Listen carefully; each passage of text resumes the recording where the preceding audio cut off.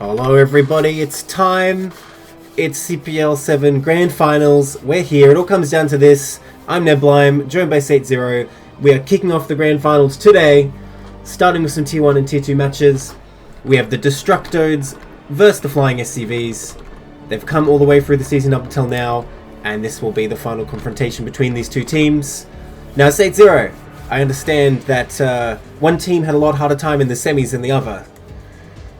That is absolutely true. And before we get started to that, you got overlay, man. You gotta fix the overlay. It's DestrucToads, the players on the left. Oh, I'll fix that. My bad. But yeah, no, we can go through the path to get their way through here. The DestrucToads, end of the regular season, they were the #1 seed. You know, we were just gonna curse them all day long because CPL has a habit of the #1 seed not winning the whole thing. But for the semifinals, they barely eked their way through. Very close, 10-9 victory over AT Plus to get into the semifinals. Flying SCVs, however, they manhandled, especially the strength of some of their lower tier players, and managed to get through to the semifinals over the Cheese Police. I think, what was it, 14-5? That's right, 14-5. 14-5. Yeah, like a much more lopsided score. So Flying SCV is ready for the challenge of playing against the #1 seed. But we got one series left in CPL 7, and I am so excited to get started. All right, let's go into that first game without further ado. Now, I think you could say that Flying SCV's match is about as one-sided as like an SCV or a probe or something like that.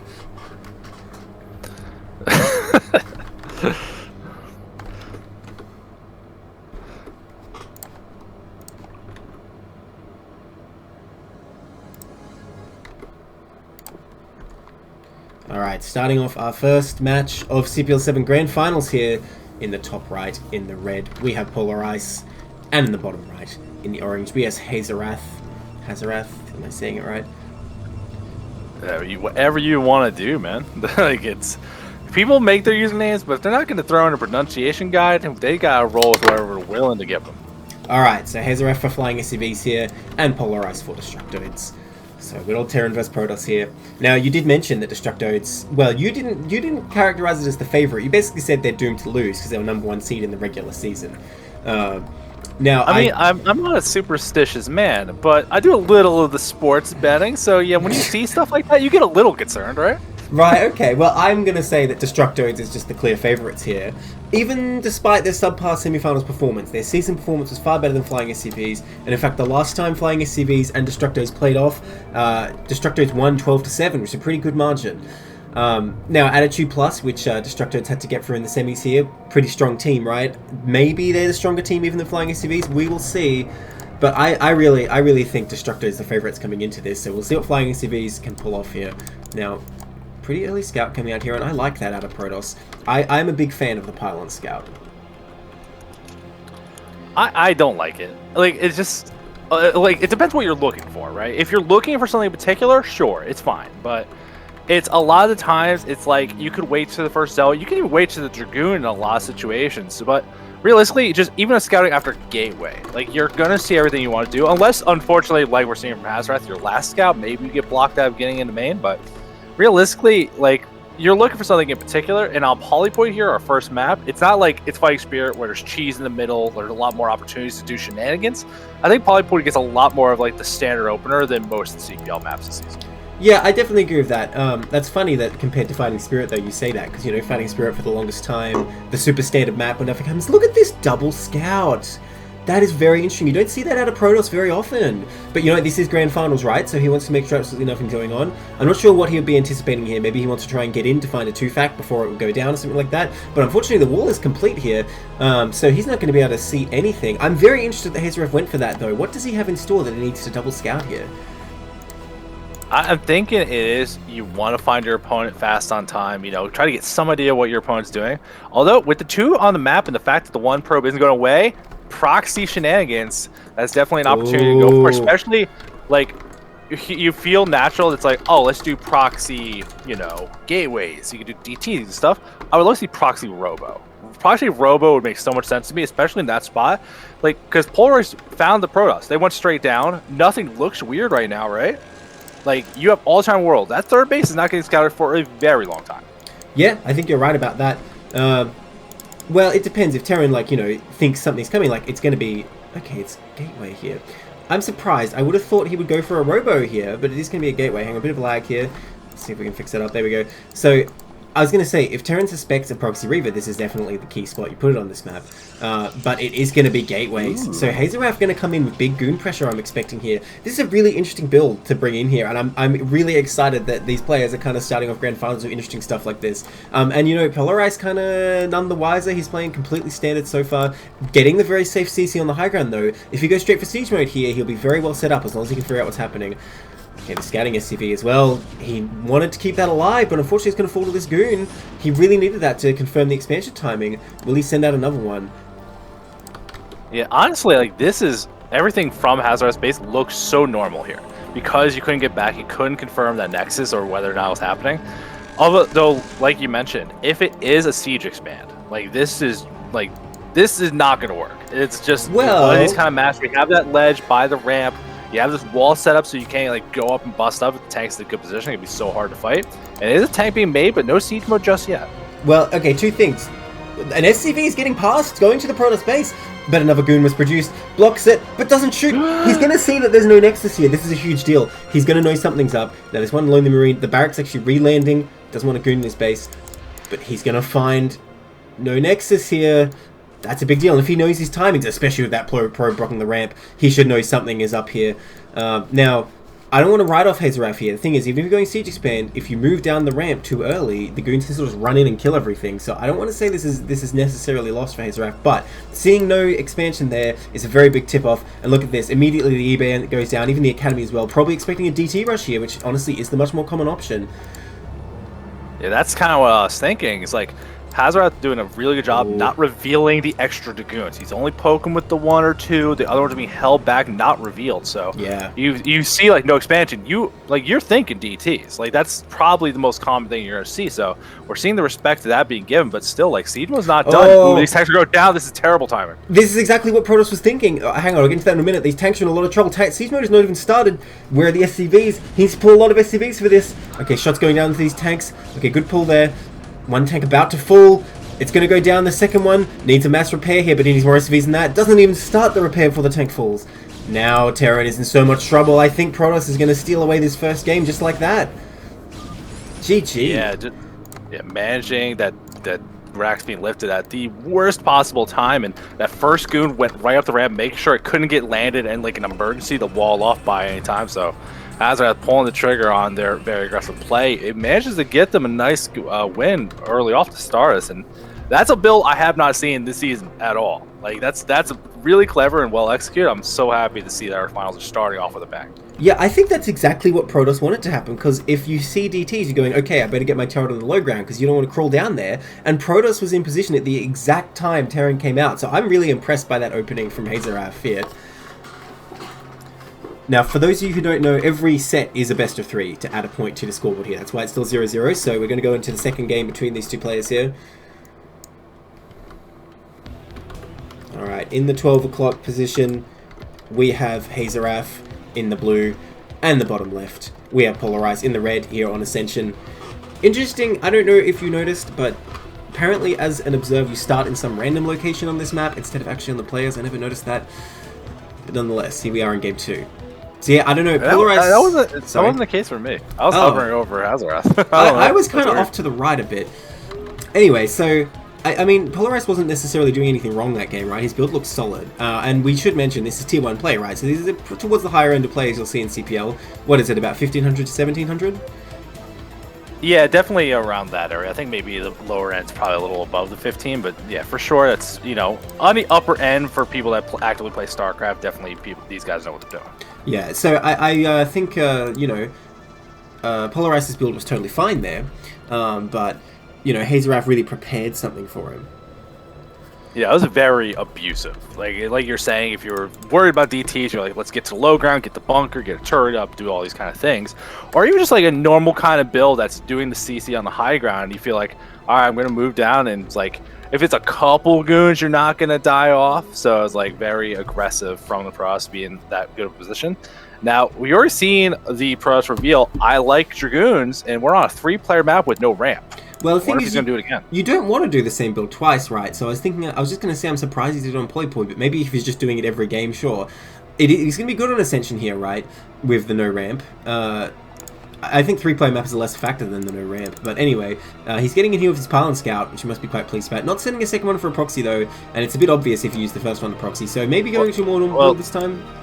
Well, did you see what Hazarath did? He cut his probes a little bit. He was ready for the gas seal, missed it by 1 second. Oh, that's what he was going for. That's very unfortunate. I did not catch that.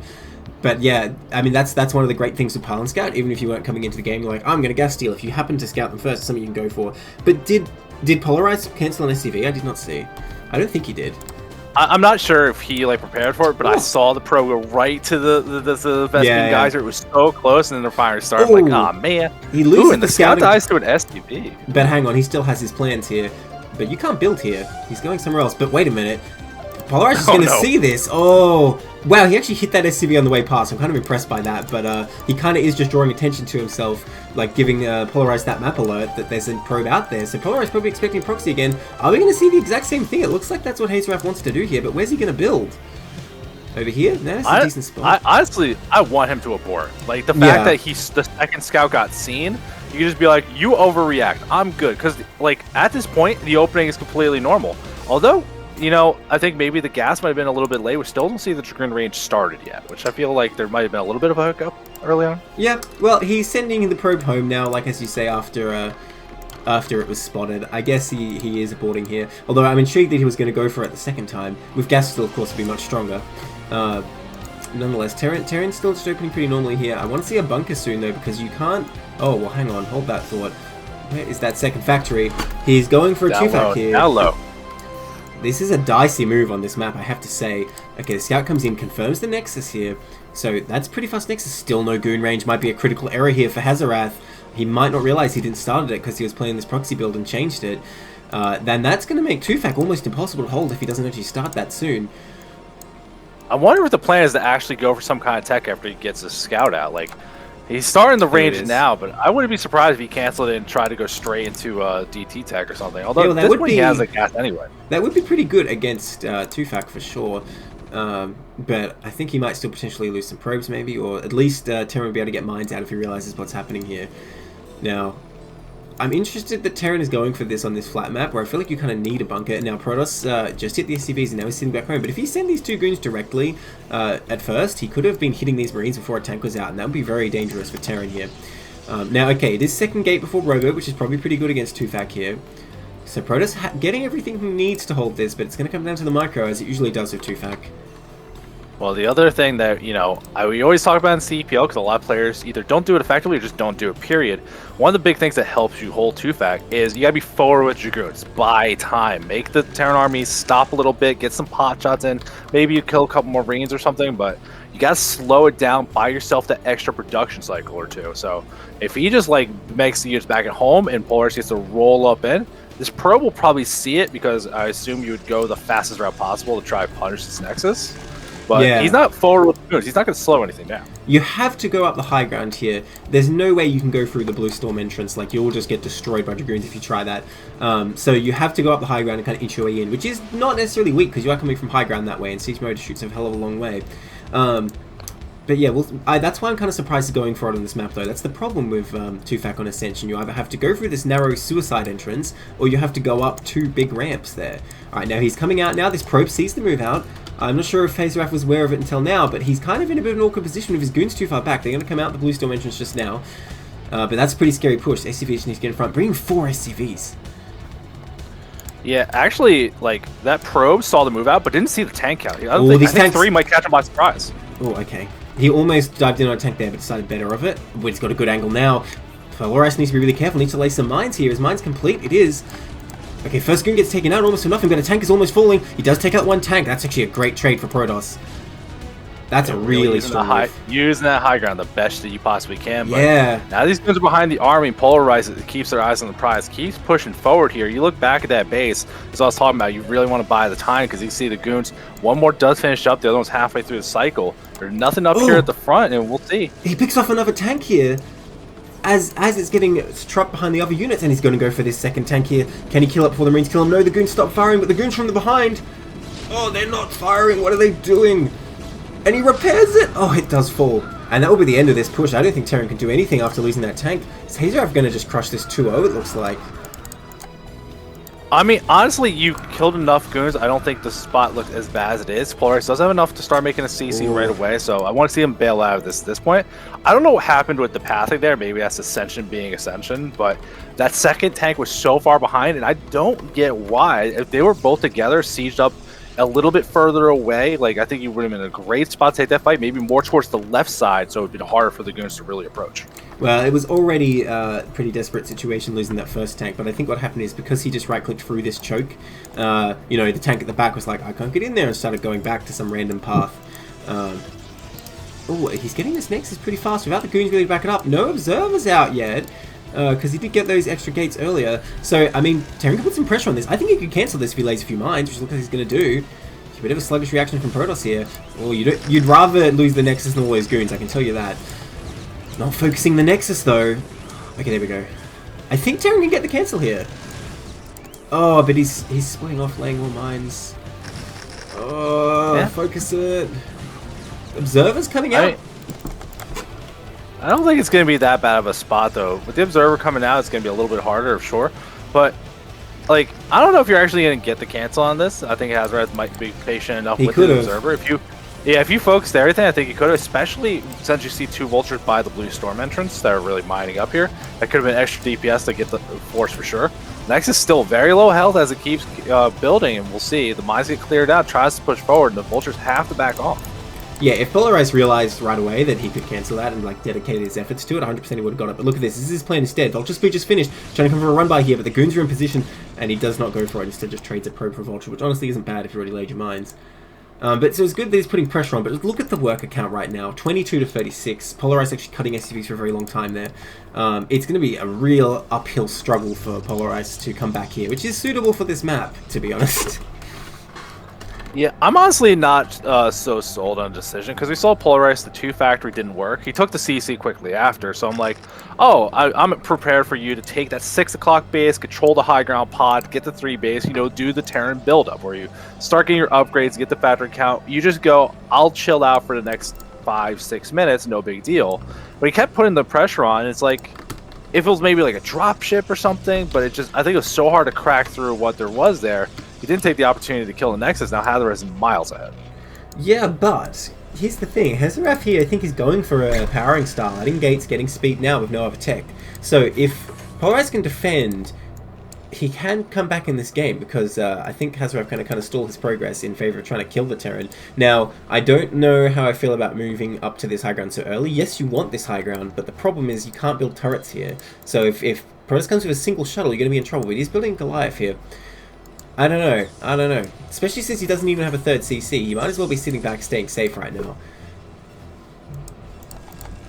Yeah, but I feel like if you're Polarized, you feel like you're so behind at this point. You know how later expansions, you're cutting workers. That second wave attack with the Vultures didn't get the job done. So, and you can see Hazard now. That worker count looking fantastic. Starting out of production, already working towards Arbiter tech. Like, how do you prepare for that first Arbiter, that first stasis? Like, if you have that high ground control, like one good stasis ruins everything. Pros can just walk on through. You're not going to go through the blue entrance, but still, they're just in such a good spot. Like 2 minutes from now, their army's going to look terrifying.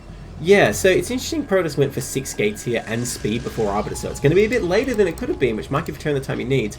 About holding the first stasis, definitely many a game ends when Protoss just attacks the first stasis if Terran is behind. There's nothing they can do, but if you set up over at this 3rd, this is an extremely defensible position if your tanks are far enough back, that I would say even with the game how it is now, if Protoss attacks the first stasis but Terran is really well turtled in this location, Protoss is not going to break it. But that said, Terran we see is setting really forward on this high ground, and I think it may be a mistake. Oh, mine's getting some free hits. Oh, free kills on 2 zealots. Value. And you can just see this army already looking pretty intimidating from Hazarath. Like, if you... Like, there's going to be some mines to go through as long as you move carefully, but if those Dragoons go up to, what, that's 3 tanks on the high ground, you just walk up there and kill them, especially since speed for the Zealots is already done. He's on that mass Zealot production as the Arbiter Tribunal starts and more gateways added. Yeah, absolutely. I mean, we see there's some units at the rally that are not like joining this, and that's kind of another problem with this position. If you were up on the third here, and you had some units just rally to stay here, it would be pretty easy to just reinforce. But the problem is the path is too far now. And look at this. He's coming across now. The Zealots starting to form that football team almost ready. All those mines. Oh, okay. I like that barracks, by the way, but hang on. He's going to come in here, sees the tanks, going to run into the mines immediately. I mean, I don't know, the way Protoss is engaging, he's probably going to work up the turret, even with the tiny force he has here. Vulture's doing a great job blocking. She looks like Protoss will still crush through, though. But I don't know, it might be an okay trade, honestly. I mean, resetting the tank count when you're already ahead of this Protoss here, and you can see that CC immediately has to get lifted. I like Polarize is doing what he has to do here. If you kept trying to push forward here, you didn't have mines, no Vulture support, I feel like you're feeling like you're in a bad spot. This is a mistake, definitely. He's getting in here with those Zealots, and they just get melted. Sorry, what are you saying? I was saying exactly that. Too aggressive there. Hazard is reinforcing through, and you see Stasis being researched, first Arbiter on the way, and taking a fourth Nexus. A base in the middle. I feel like that's not the base I'm used to seeing on this map as the fourth for the take. But you know what? This kind of makes sense, though, because he knows he's very ahead of Terran. He's not going to be able to push it anytime soon. So we should try and mine out this base while he can, because in the later game, it's going to be extremely easy for Terran to push to this location if the game is anything like even. Now we just saw a scan. He scanned the Arbiter tech, not the Arbiter Tribunal explicitly, but come on, he's not making scouts for Templar Archives, so he knows what's going on here. But yeah, just imagine earlier that all his units were up here on the third instead. I think he would have had an easy time holding it.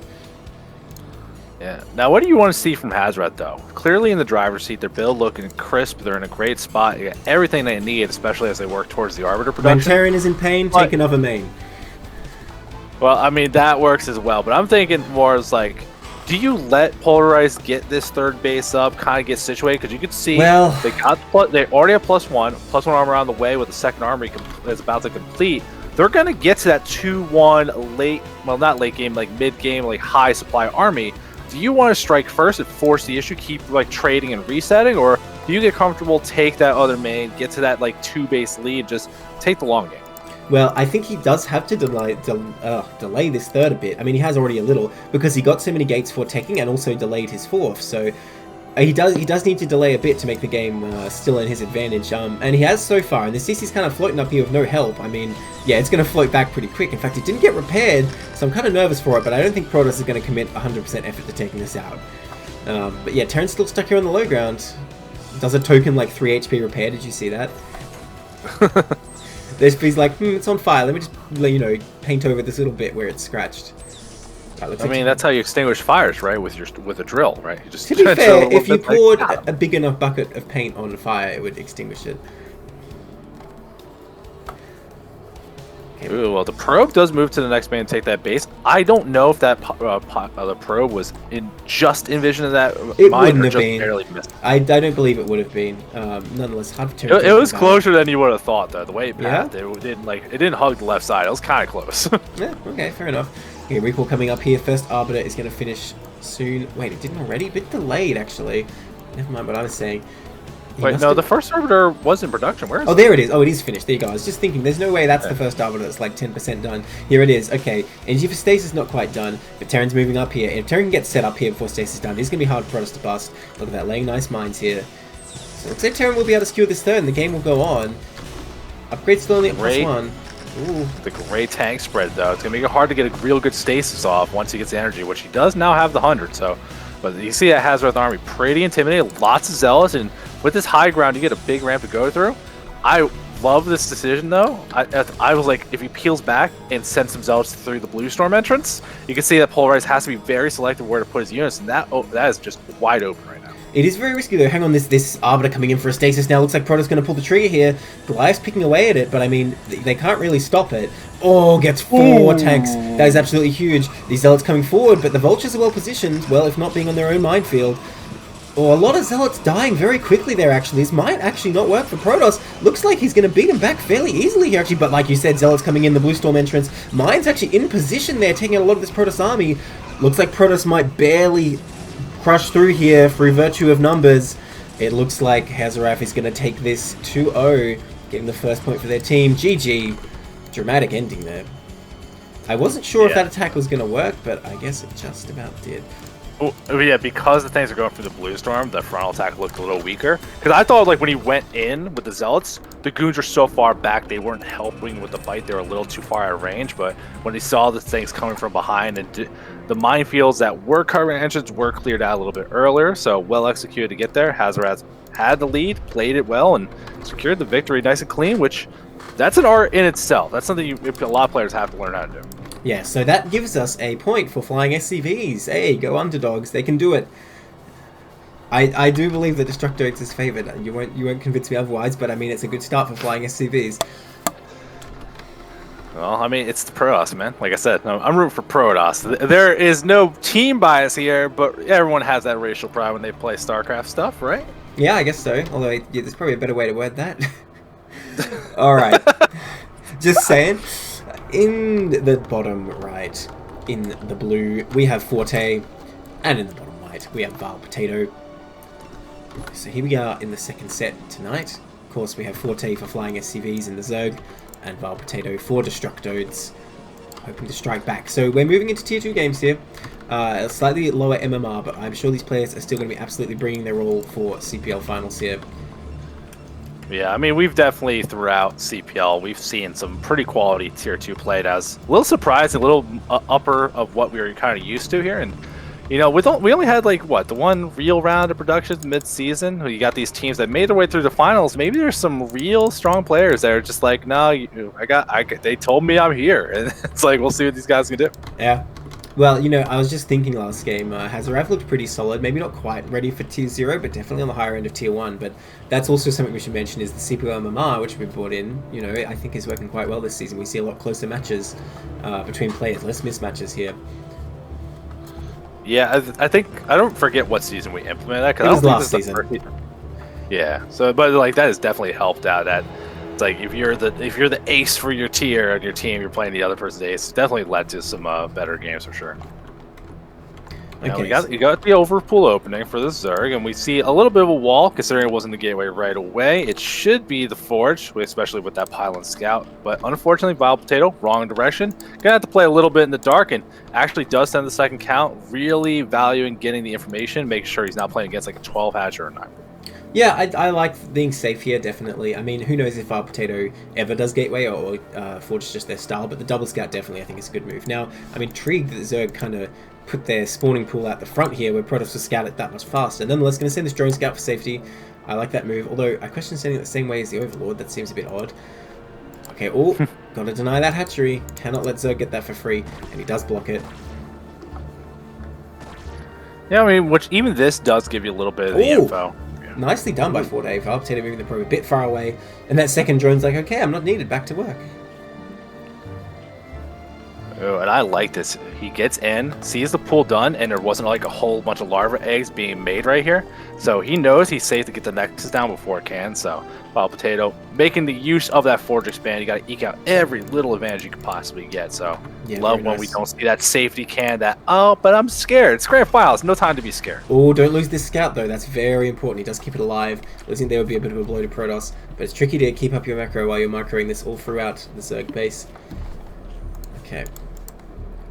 Probe Scout returning home there. Interesting he's not keeping the second one out, because that could be useful if this dies. His Link's kind of slacking, unfortunately, but there's not much to see yet. Looks like Zerg is going to send a drone out for that third base. We'll keep that moving. Yeah, and we already seeing a little bit of what Vile Potato's kind of favoring here. That cannon pretty far away from the wall.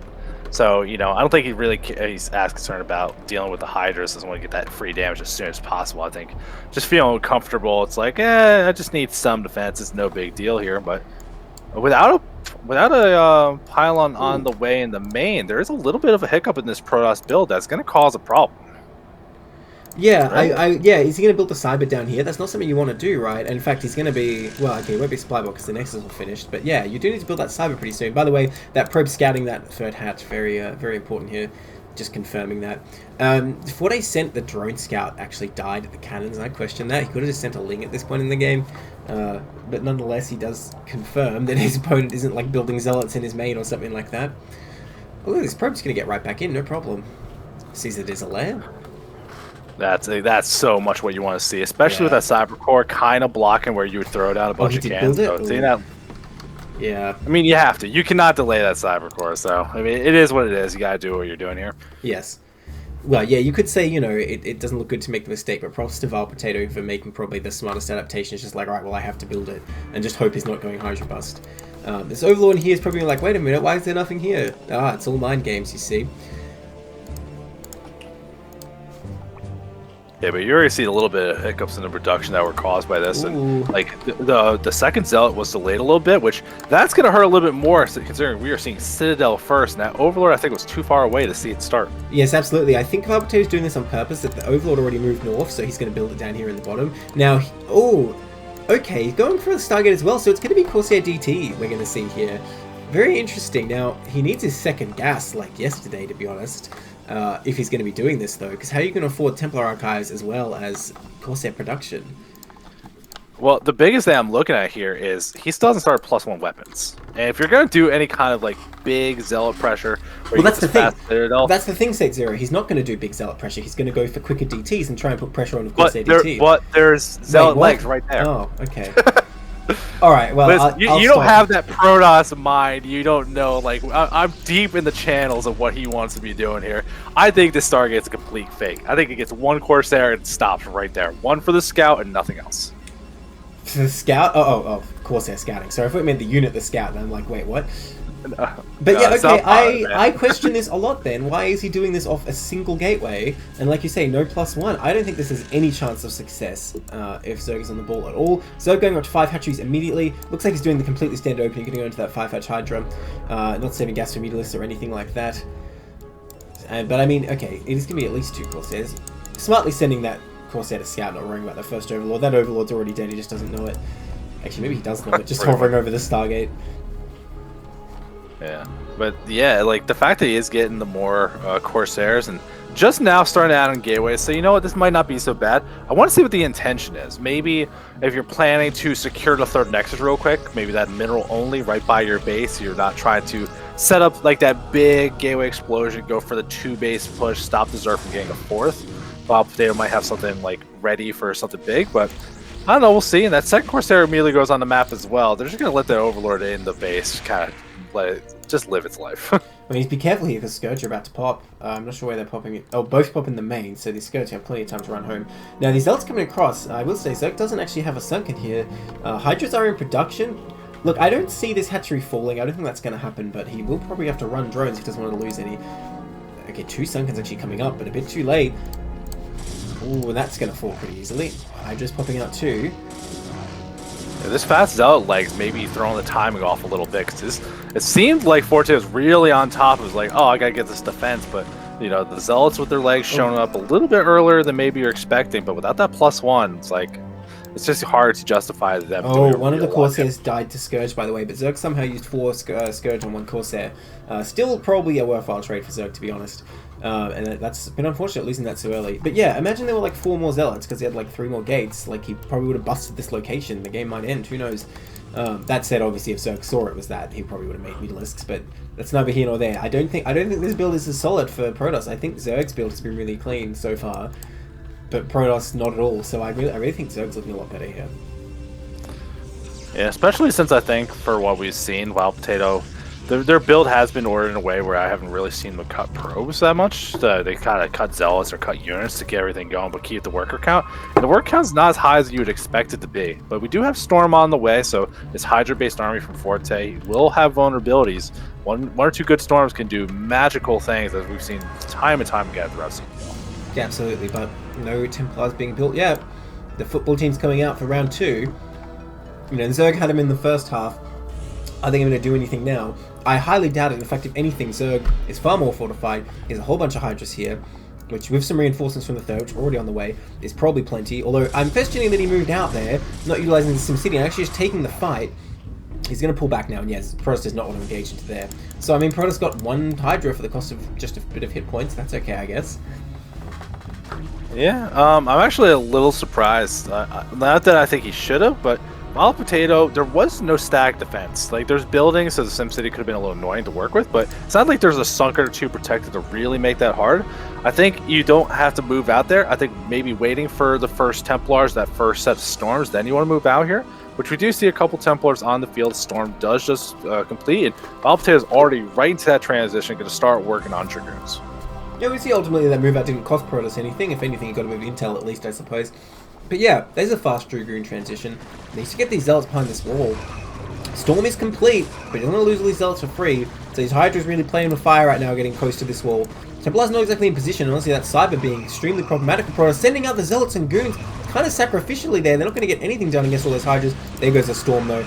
That does decent damage, and I think Zerg will get the message and back off from here. Or will he? Oh, that wasn't the best Storm. I mean, I like that Forte's trying to bait him out here. There's a lot of Templars made, but trying to work on it. And that's very slow plus one. He's going to lose that forward, so the upgrades are so far behind it. Look at Forte's production. It's still just Hydras, no Lurkers. Good Storm going through, but trying to move forward here. Dragoons got made. There's only 2 cannons. They're about to fall. They do end up going through. Where the Storms keep going, that one's good, and that's going to shut down the attack. Yeah, I mean, okay. Zerg traded away his entire army here, basically, but he did kill, like, a bunch of Zealots. He delayed the +1, killed the cannons, which I think Protoss will be compelled to rebuild here, so not disastrous for the Zerg, I don't think. And honestly, you didn't kill any Templar. That would have been the big one. If you killed some Templar with that, would have been much, much better. Just imagine this game, though, if this scenario repeats 10 times, Protoss will definitely lose if they're just on 2 base getting attacked, right? But the question is, can Zerg maintain this Hydra production? Respect that probe. And, like, these Goons kind of coming out at the worst time. Storm's trying to do their best. Oh, picks off a Templar there. These ones have energy. One of them does. That might do it. Yeah, I don't think this Hydra's getting anything done. They did get 2 Templar, but I don't think it was really a worthwhile trade for Zerg, to be honest. I mean, I don't mind him keeping the pressure up, though. Now, we do see the Lurker aspects on the way. Vile Potato still doesn't even have a Robo. So, observers, just don't forget those in the heat of the moment. That's an easy thing to do. And Vile Potato, while he did start making Dragoons, I don't think he actually got range. Oh, okay, that's a bit awkward. They're not very useful without it. In fact, in this matchup, they're even worse than they otherwise might be. Because they just have to, like, run in on top of the Hydras. Okay, ping off the Templar here. No questions asked. I think that one has a Storm, but he's not casting it. Nope, I couldn't even look before it died. Okay, cast it before he died, though. Get those Overlords. Those Overlords are so low. Oh, dude, I think he does have range. No? Okay, maybe he doesn't. It looked like he fired really far there. This Goon does not know what he's getting himself into. Okay, big counterattack coming here. The Zealots engaging the Hydras, but without any upgrades. The Hydras, I think, already with +1 here, are gonna... Well, they are gonna retreat here. I guess there's not quite enough Hydras. But I would say this looks pretty good for the Zerg. Yeah, actually, I would love Forte. Yeah, that's what I want to see. Forte now has a bunch of Lurkers in production, and Vile Potato, I don't think they even remade their forge, so they're still behind upgrades and still going to be miles further behind later on anyway. So as this the upgrades keep going through for the Zerg armies, keep going through, we see a lot of Lurkers being morphed. Zealots trying to get in, do what they can here. But if you overcommit, get trapped by these Lurkers and lose his army, Vile Potato's in a terrible spot. Well, he's saying overcommit is my middle name, going straight into the main here. Now, these units will all be cleaned up 100% by these Lurkers because there was no detection even. But how much damage is he going to do first? If he takes out the Spire, it's pretty nice. If he takes out the Lair, that is actually like really critical for Zerg because he has to tech all the way up from Hatchery again. But we'll see what he has time to do. The Lurkers are coming in hot, and he has no answer for that. Spawning Pool is a nice target, but honestly, Ling's not the Zerg's main priority right here. Oh, look at that. He has to just like spread in all directions. Okay, probably should be able to kill that Spire. No, he's going to keep moving. I guess he wants to hold Zerg back with this as long as he can. Now, I don't think Protoss going for a third base here. Oh, I say that as a Protoss moving out. Because he added, what, 10 gates here? 1, 2, 3, 4, 5, 6, 7, 8, 9, 10. So, I'm surprised he's going for a third base with this one. I feel like Protoss on 10 gates, you really just want to power up and try and kill them. And I don't know if he's going to be able to hold this, though, because a lot of Hydras out. He just traded away entire army. Still no detection is available. So all Zerg has to do is come across the Lurkers, and he can deny any base he likes. Yeah, I think the problem we saw, though, with Vile Potato is that while they're doing the attack, the macro did fall off. So I think it's one of those, I have a bunch of money, I guess I'll take it next. It's not, like, pre-planned decision-making. But as you see, Forte does repel the attack at the natural, feels comfortable to move out here. And like you're saying, without detection, these Lurkers could be in a great spot. Oh my god. As long as they're not all stormable very easily, there's not that many Templar available, and the Lurkers are now trapped in a real bad spot. Melting those Zealots. I mean, well, yeah, the Protoss army does have to retreat though. Yeah, he could have got some good storms, but yeah, this third location, there's just no way. The observatory only just finishing now. Where is it? There it is. So yeah, there's nothing Protoss can really do to save this. Oh, but he could storm those. Lurkers clumped together, prepare for stormy weather. But he's not casting them. Did he not have energy? Man, losing a golden opportunity that Zerg gave him there. Zerg kind of just put those Lurkers there, like, please kill them, and Protoss is like, nah. Oh, there's the one storm going down. Hits some for decent damage, but the lurkers don't die. A little too much health for that, unfortunately. So, and we'll see. Oh, hallucination being researched. It feels like a mistake, but you know, probably meant to be see get where there and well, okay, if you hallucinate like 6 shuttles and kind of fly them around the Zerg main, do you think he'll react? I don't know, just a thought. Oh, hallucinate observers. That seems good. I mean, I would think maybe hallucinate ground units just to draw the lurker fire for free, but... The problem is they get in the way, and already Protoss having the problem of trying to engage in a narrow area against lurkers, so I don't think that's going to be ideal. Yeah, you can just see how bad this is. That Cyber Core especially really caused problems, but Dragoon range does finish. Storm tries to go down, doesn't hit that well. The Hydras get microed well enough to avoid everything. Ooh. Lurkers still staying pretty healthy. Storm's not hitting the Lurkers, trying to focus on the Hydras, but that means this Zerg army still staying very strong here. And look at Forte, about even in supply, now up on Workers, and taking their 4th base in the top corner. If they could just keep trading with Vile Potato, this position looks fantastic. Zerg is not satisfied just to trade, he's pushing in here. Honestly, we can see this is the power of Zerg with +2 attack when Protoss has no upgrades whatsoever. He's just shredding this. Now, it is down to goons only, but he's eliminated basically all the Hydras. But I don't think he actually has enough goons even to break those lurkers with the upgrades as they are. These Hydras honestly trading pretty well, despite how outnumbered they are. He does have a Templar though, actually. If he storms those, he can push this back. If he storms those. There it is. If he storms, there's a storm. Ooh, does it? I'll manage to try to save some of these lurkers to get a little move out here. The 4th base for Zerg in top right does complete, and look how many Hydras and lurkers still in production. That's all I see every time I look up there. And it looks like we are getting this transition. Hive will be on the way, adding more Evo chambers as well. So Forte's core army just going to keep getting stronger here, while Vile Potato, they're still just trying to get control outside of their natural so they can move out, maybe to get that 3rd base.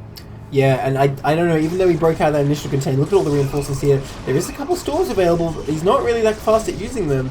Okay, there we go. But I mean, the lurkers hitting from the high ground, in fact, just running those lurkers in forces Protoss to retreat. He can't actually fight that, and he's already used his storm, so he can't storm them.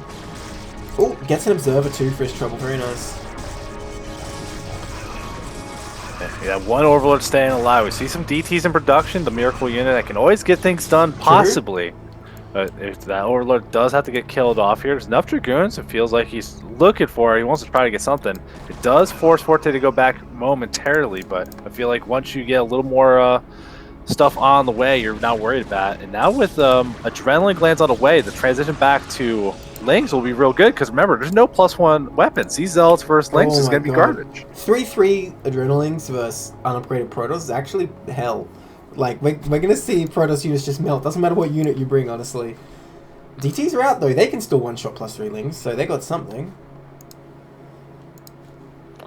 Yeah, at least there's a little bit of play here. We do see Vile. He's got the army positioned at that top spot. I actually would like that better if you're going to take the 3rd at this point, but I guess Vile really wants to get that gas base, get the income going. You see, the Nexus trying to happen, but an Overlord sees it. We'll see if Forte wants to try and punish. The big army's starting to accumulate. I do not like taking the 9 o'clock at all. I think you just have to take that high ground, because it's just so much easier to defend comparatively. Now, it looks like Zerg wants to pick a fight on the high ground anyway. A whole bunch of Lings coming across. Adrenal is finished, but no armor or melee upgrades yet, I don't believe. So, actually, the Ling's not benefiting at all from the upgrades, but we have Adrenal Glands against an upgraded Protoss. Still going to be quite strong. Decent Storm holds them off for now. Doing his best. But yeah, it's a mostly goon-based army here, so Lings are just perfect. Look at that, they all go for this Nexus. And that DT, he doesn't even try. There's nothing he can do. And this is the problem. Imagine the Nexus was right here. There's no way Zerg could do this. You'd have to fight the army first. That poor DT. Yeah, that's why we had the army parked on the high ground. I thought that was going to be a move, but we saw the Nexus, so I don't know if Vile felt behind, felt like taking a risk, but right in the sight of an Overlord, like, what are you going to hide there? GG. Yeah. Forte taking a very convincing game number 1. Vile Potato, I think, has some things to adjust, but you know what? Both players should look. It's looking like good play for Tier 2, especially Forte. I'd be able to lose to him. If I'd play him, I'd lose to him. Yeah, I mean, that was a very clean game by Zerg. I think maybe a bit of micro mistakes with him being overly aggressive, but honestly, since he was ahead macro-wise, that kind of worked out. But yeah, like I was saying, I feel like Protoss just did not have a clean opening there, and wasn't sure on what he was going to do in the mid game, and I feel like took the wrong base. Yeah, I mean, honestly, a big part of that, and you saw like he tried to move out with Zealots early on a couple times. When you don't have +1, Zealots are just not as scary. Yeah, definitely. I mean, Zealots who had upgrades versus Hydras at +2 do not fare very well. Alright. In the 12 o'clock, in the blue, again, we have Forte. And the bottom left, in the grey, we have Var Potato. Forte currently up 1 game in this best of 3. So, will he be able to bring it back? I mean, Ascension, very different map. I mean, it's also not that great for Protoss, I would have said, right? I like it for Protoss aggression. If you do that 2-base style where you're just going to go Zerg, you do not get a 4th base. I'm going to play Whack-A-Mole. I'm going to keep hammering you. But as the game grows on a little bit further, yeah, the longer the game goes, the less I like this map for Protoss. Yeah, fair enough. I agree with that in TVP as well, to be honest. I'm rooting for Forte here because, I'm always supporting the underdog. I want flying SCVs to pull out the fairy tale ending here. Wait, you don't want to see Game 3? We don't even know what the map is. That's true. That's true. We'll find out. I could look it up, but no, much more exciting to have the mystery, right? I bet it's Eclipse. I know, but I'm not going to tell you. I got to get you rooting for the Protoss player. Ooh, good I'm point. going to abstain. That's a good strategy, State Zero. It's probably going to work on me. Alright, go Var Potato, you got this. Sending first scout, which is very nice to be able to delay any type of expansion here. Now, hang on, was that a 9 pool that we see? Yeah, it is a 9 pool, you see. Okay. So, hey, and with the gas, is this it's your the best kind build. of player? He's doing the best build. No, screw Protoss. I'm rooting for Forte. He's doing the best build. Never fails. 9 pool speed is all you need. How about that? God damn, how do you do this? I think this is all you do. This is why you dipped out for half the season. It's like, I gotta write the book of rhymes. I'm going into publishing. I'm making a new career. Okay, so Protoss sees it immediately. I'm intrigued that he pulls the probe out, because I would say keeping it in the main is a good move. But nonetheless, he knows what's going on here, getting that Forge right away. Although, actually, I think the Forge could have been faster, too. Maybe he wanted to build a Nexus here. But I think he should have time to get his double cannons up. As long as he can block with his probes, he should be okay. Ooh, actually, I don't know. Will he have time? The time's going to be close. I just want to make sure, because every time I see that money float up enough, okay, does get the 2 cans, not going to challenge their opponents like, I don't think you're making lanes. No, he is making enough lanes. Now, you still have to be careful, avoid the run by. Oh, and free we do see... That's a bit unfortunate for Protoss. He really needs that scouting. Because honestly, if you make like 8 lings only here, then go back into droning, you can really put a lot of pressure on the Protoss and they can kind of overreact, I think. Now, this wall is very nice. Is it tight at the top? Surely not. No, I didn't think it was. No, there's two holes in this wall for sure, and you can see how much respect he's giving this. Got the gateway before the Nexus. He's really trying to make sure here, which that means Forte's 9 pool already did its damage. The fact that you delayed Nexus this much, you're feeling pretty good. He did continue to make lings though. I think he's making 10 in total. He's about to get his hatchery. Now, is he just going to run past into the main here? Okay, decides not to. I guess with 2 cannons, you don't really want to try it, but I think he could have got like 3 or maybe 4 lings in the main, and that could be enough.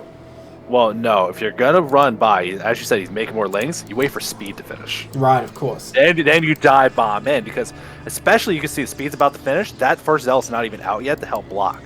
So there's definitely an opportunity that maybe you can get through here. At least take the look, take the shot. You can see he's pulling up the lanes. Speed is done. We'll see if he wants to pull the trigger on that. Still no Nexus, but a hatchery is started for Forte. So, like I said, the damage is already kind of done. And he pulled guys out of gas after getting the lane speed, just to make sure he can get that production up the way he wants to, do everything he possibly has to make sure his game plan keeps moving forward. Looks like Forte's just trying to deny scouting completely here, not looking for a run by, which I'm kind of surprised. If he made more than those initial 8 lings, I think he really should have tried a secondary attack here. Now, Protoss has his own plans for Zerg, though. He's saying, you're not the only one who can throw a curveball. He's like, I don't need a Nexus, I'll just make gateways. They're pretty good, right? Now, Overlord is trying to inch its way in there, but by the time it finds out, it may be too late, so going for a pretty fast third here as well, may not have what he needs to defend. That said, he's going to have Ling speed, which is kind of just the counter to Zealots in the early game. Yeah, I mean, we'll see what it ends up being. It does start the +1 weapons, and without the Hydras, you're not going to be able to deny that upgrade from happening, but it's going to be like, does the Overlord see what's going on? And Forte not looking at the Nexus, he's going into mains, going to see what production's happening here. And when you go in and you don't even see a Cyber Core, you know exactly what you want to be doing here. You can go like full Turtle Zerg, lots of static D, just kind of like muscle your way through the defense since the Zealots have to get something done. Or you can like rush it up towards Lurkers because there's no detection, not even close. Well, this is the thing, right? Zerg has to defend 2 locations now with the the third here, and the blue storm engine is actually very favourable to the Zealots. That doesn't help Zerg at all here. So he's going to have to make, like, I think 4 Sunkens at the third and 4 at the natural, probably, or something like that. Oh, the Zealots getting out a bit prematurely, though. Getting picked off a little. This is a big mistake from Vile Potato, actually, because he's losing these before +1, and he's going to make his push this much weaker. Now, that said, Zerg doesn't have enough links to really win this fight, but he gets a very good trade. Very good trade for Zerg.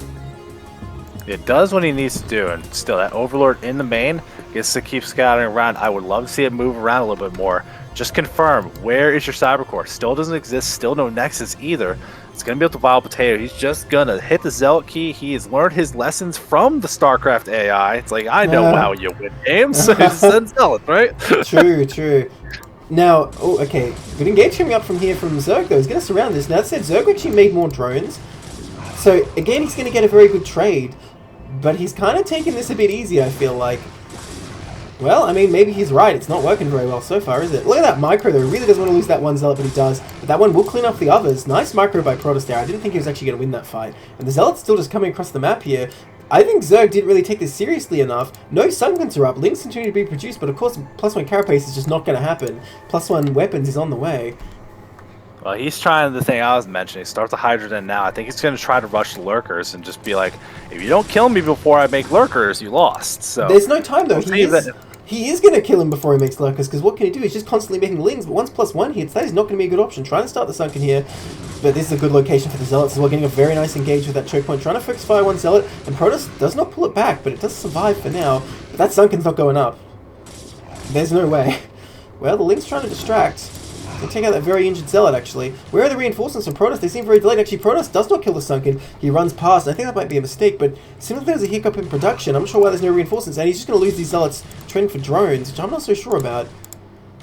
Well, he does get the scouting info, confirms Lair and Hydrogen, so should know what's going on, but it's not Lurkers, it's Hydra Speed. Why'd you get the Lair if you're not using the Lair? I never understand this decision making early on from Zerg.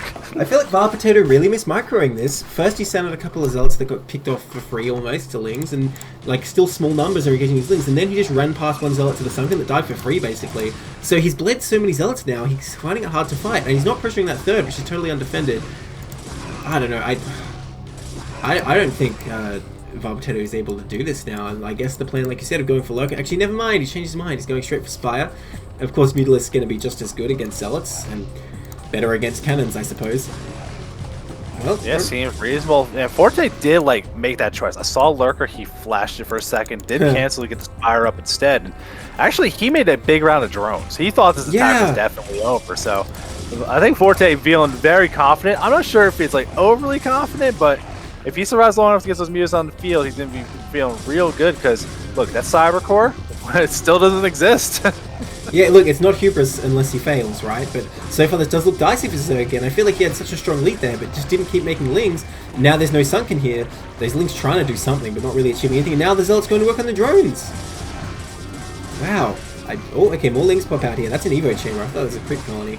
But there's so many Zealots here now with +1. I don't think Forte can actually stop this. But he can't kill the Spire before some Mutalisk morph. Will it be enough? Now, I don't see any cannons in the main. What building is that? That's another gateway, because obviously that's what he needs. There is no cannon, there's no cyber for Stargate, so I mean, just a few Mutalisks could potentially end the game here unless Protoss puts some cannons. Oh, loses these Zealots in a very bad engagement here, actually. Fighting the Sunken, letting the Lings do their damage. That's a huge mistake. And now he doesn't have that many Zealots left. Yeah, I would say the big thing I was a little bit worried about, you see how much gas Forte has. The mineral count, because he kept trying to build buildings, kind of emergency build his way through things. He can't just make a giant round of mutas, so he will be able to trickle them in and still make it drones. You finished the Spire, man. Why do you have no respect for this clearly all-in build? Yeah, he does not care what Protoss is doing. He's going to make his drones. He did lose a lot of the natural, right? And these Zealots still getting a lot of value, killing so many Lings there. But the mutas are on the way, and this clock might be up for the Protoss. Honestly, even if he killed this natural, I don't think it would be enough. He'd still be in a very dire position here. So this might be all he can do. He's going to come in here and have a look. I mean, that Sunken's almost dead, but that's it. The mutas are hatching right now. Yeah, they were staggering in production, so it's only going to be the 3 to start. More will follow up eventually. And these Zealots are going to, I think, try to take down the Spire, but you already see enough are in production at this point. What's the transition gonna be for a while? Still no Nexus on the way. Still no Cybercore or any kind of tech. Trying to emergency make some can, which, like, it keeps you alive, I guess. But what is your next step as Wild Potato? You've been making Zealots constantly for the last 9 minutes, and you're refusing to go to the next phase of the game. No, he's going to take out the spawning pool as well, so Zerg won't be able to make like any units for now. I mean, okay, how many units did he make? Like 9? How many is this? No, 8. So he'll be able to kill any Zealots coming across, but if he can keep the mutas back here, pinned with these Zealots, maybe he can still do the damage he needs. But yeah, he doesn't have any further plan. Like, if he's not able to kill him with these Zealots, I know what he's going to do, because like I say, no Cyber or anything. Like, all Zerg has to do is just wait till Protoss mines out, right? I mean, I guess. Like, that Overlord could still see what's going on. Like, we know there's no next step in this plan so far. These Zealots are getting cleaned up slightly quicker each time, so as they get forward. Forte, you're like, what units can he make? Well, he made drones. He's still making drones. That's a pretty good unit. But yeah, I don't see the plan for Protoss here. He's got 5 gates, 5 gates. No Cyber. He took a token gas that he can't use. Starting the Cyber just now, but I mean, Zerg doesn't even have to kill any of his bases. Just drone up on his 3 bases. His 3rd base is going strong. Really has been keeping him in this game. And yeah, look at that poor Zealot, not going to be able to achieve anything. If you have Zealot speed, you can try and come across and do something, but without it, it's like, well, you're just sending them out to die. I just want to see Forte make like a couple Sunkens and then just be aggressive these moves. Okay, I was about to say Wild Potato. He was blocking his Nexus, but he fixed it. But yeah, I don't know if you want to attack in here, because you're kind of playing into Protoss' hands if you find all these cannons he made. That said, there's only 2 at the front, 3rd one coming up. I mean, he can probably fight that. Or we can definitely deny this pylon. Yeah, I don't think you're ever getting this Nexus up, to be honest, without a Corsair to help you out. Or that even gets the probe.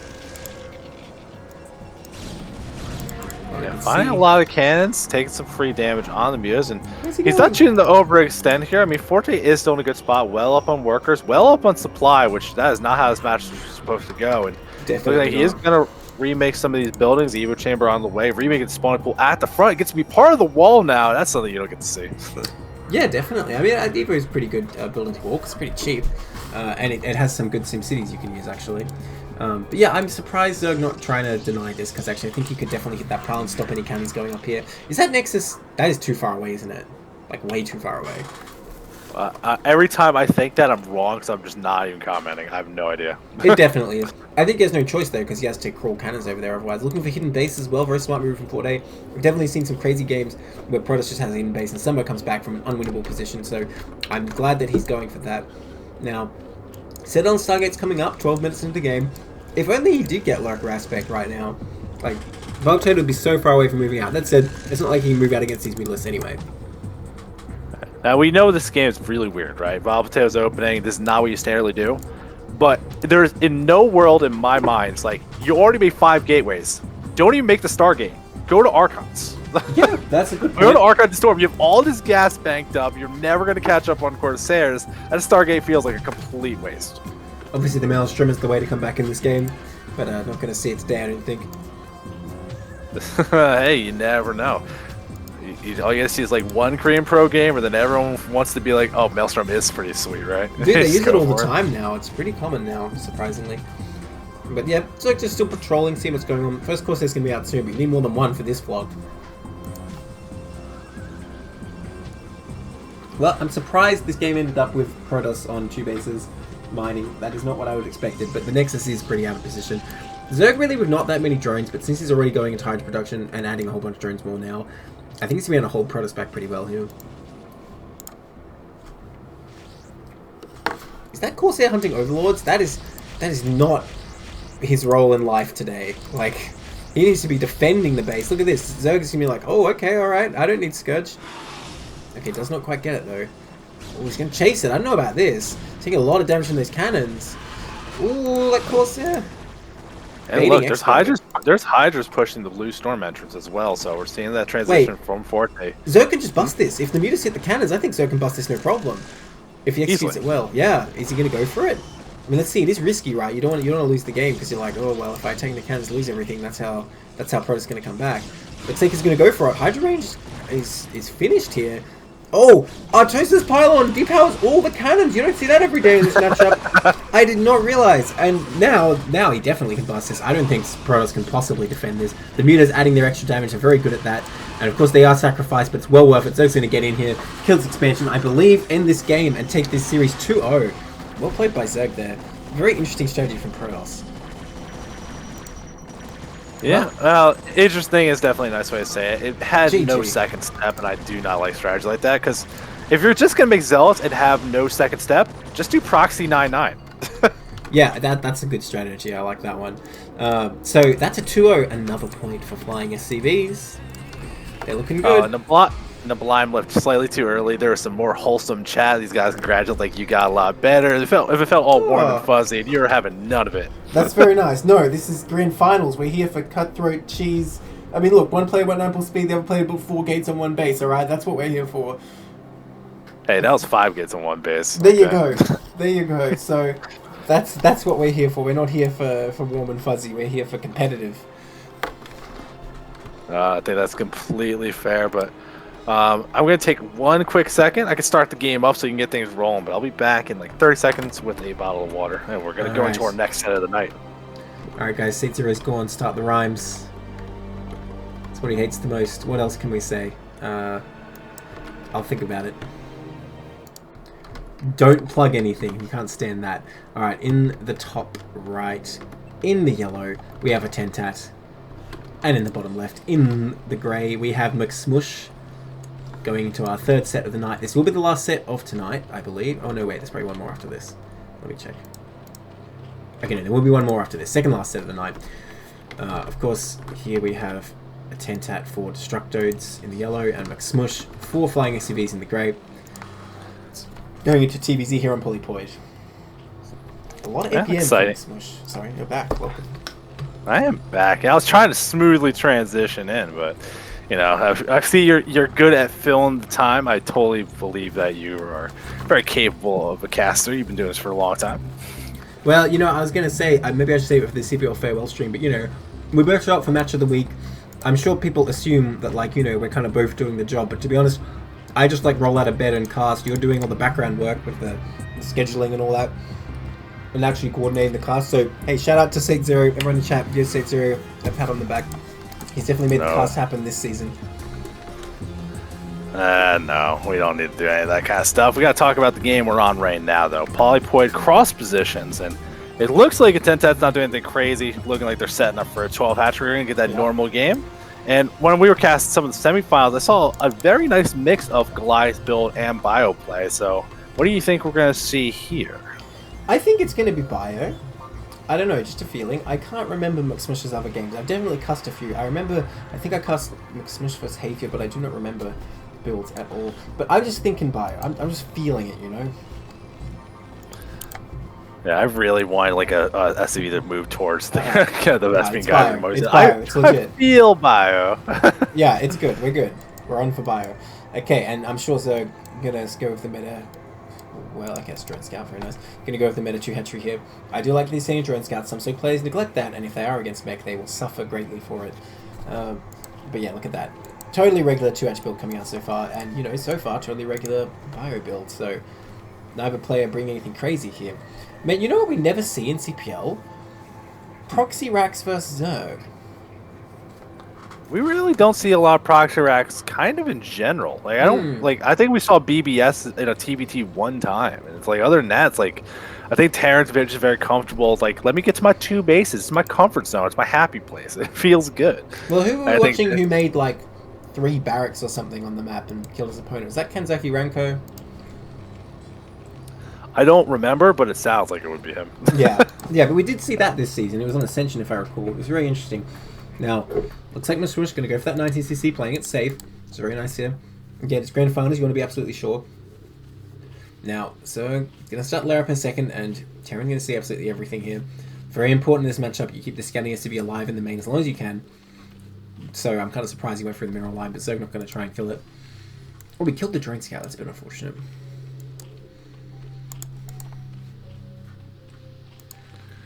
Yeah, this is definitely as a standard as you're going to get from a Terran. Just gets that CC on the way.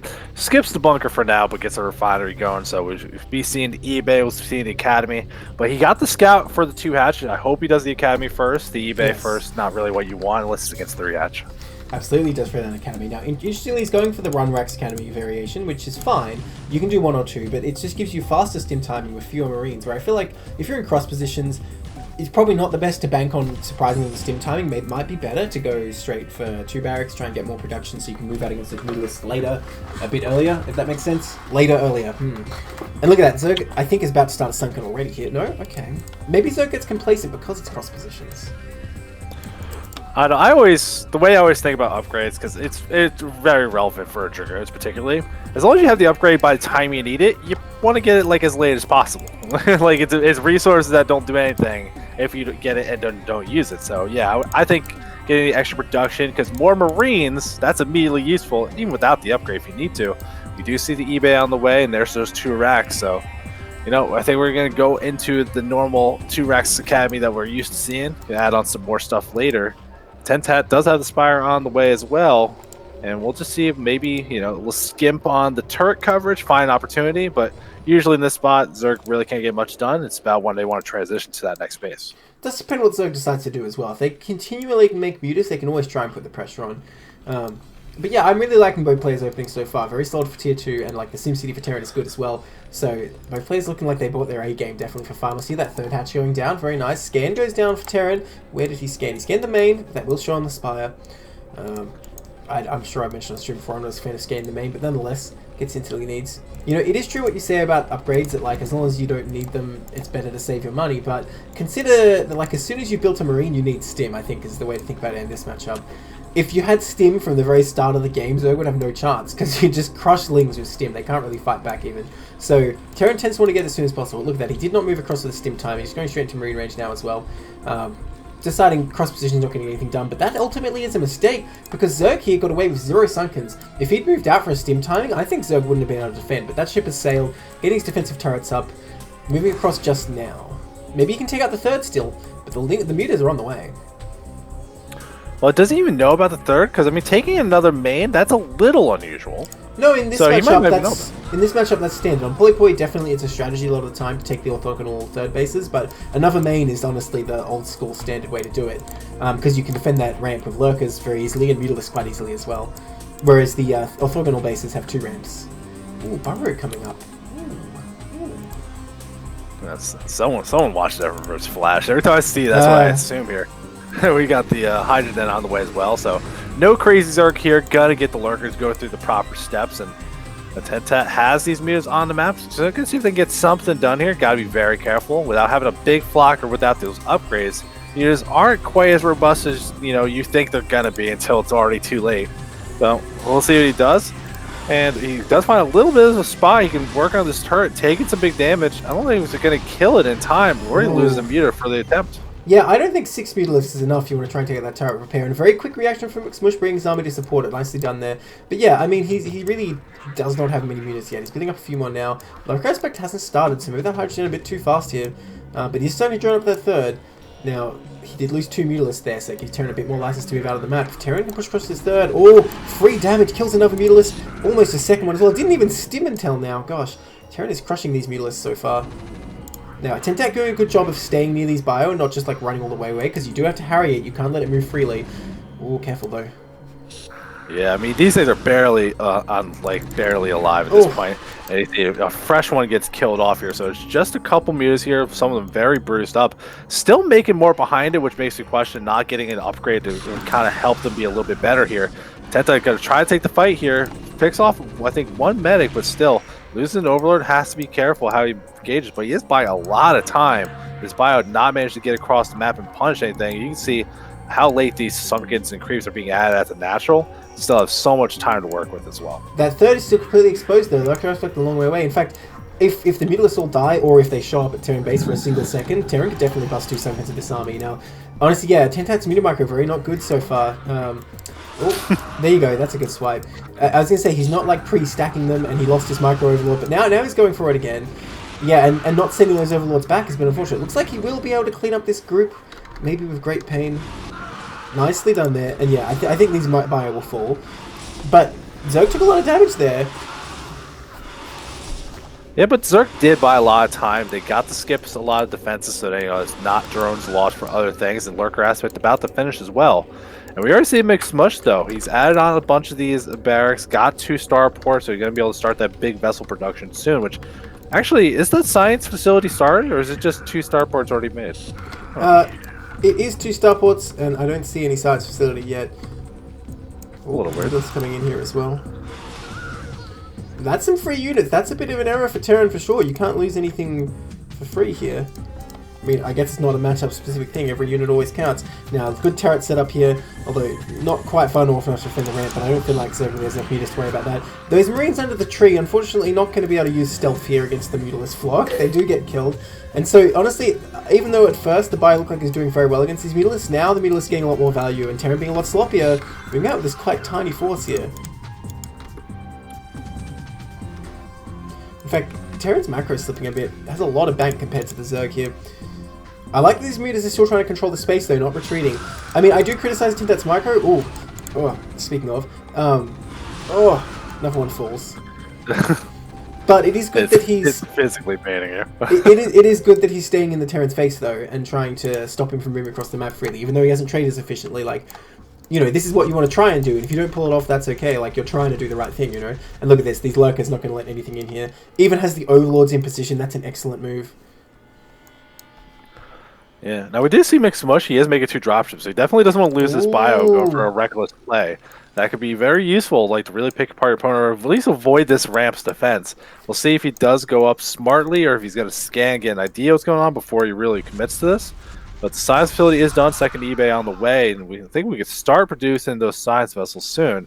I don't see any in production just yet, which is a little bit of a mistake, and the Meta is still going to poke forward just to see if they can find some reinforcements to kill, but they find another big bio clump. Gotta be careful what you engage. I mean, the Mutas here are kind of stopping the dropships going across with impunity, but yeah, if the double drop went down at this third, right now there's no way Zerg could save it. The Hive is a bit late, so the Nidus hasn't even started yet, but Terran's window is closing. I'm not sure what he's waiting for. The dropships are out, and he's pushed the Mutalisk back where he has a good path. He needs to get going now, though. Every second counts, and Zerg's only pulling further ahead here. Interesting, Zerg droning very minimally, just 3 drones on gas over here. He needs that Nidus though, I want to see that Nidus. Because this double drop down here, he's not defending it without one. No, I don't think he's... Does he know about the dropships yet? I don't know if the Mias actually went forward far enough to see them. I thought you meant does the Terran know about the dropships, which maybe is a valid question right now. But yeah, no, Zerg does not know. He did not see them. Yeah, oh, finally getting loaded up here with reinforcements from the natural. So the army that's on the map still putting pressure on. And you can see, checking out these other bases, the group does manage to roll up to the 3 o'clock and hasn't really tried to push up into the other, the bottom right base, which Atenta's only mining gas from. So I think if you lose it, it's really not the end of the world. It could be a lot worse. Dropships move up northward, and they're going to go for the main, which if they can snipe off some important tech, you see Ultra's Cavern halfway done, and the Fire Man's like completed, but I haven't seen Consume get researched. So I'm going to spot this with an Overlord though. Look, I don't like this move for a couple of reasons, but hang on, will he get spotted first? That's the main question. Yes, he absolutely will. Will Zerg see it? I think Zerg probably will, because he's not microing his Mutas just now.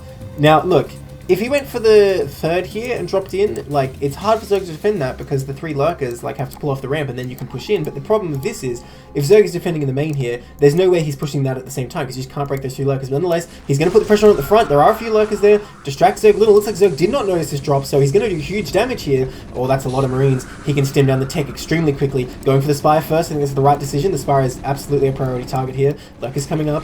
Going to get the spawning pool as well, pretty quickly. And he can kill those Lurkers if you micros it a little. Scan. There you go. Very nice.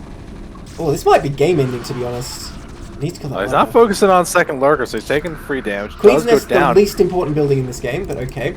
Needs to kill the Defiler Mound. Consume! Stop the Consume! Honestly, Defiler Mound is lower priority than you'd think, but I'll talk about that in a minute.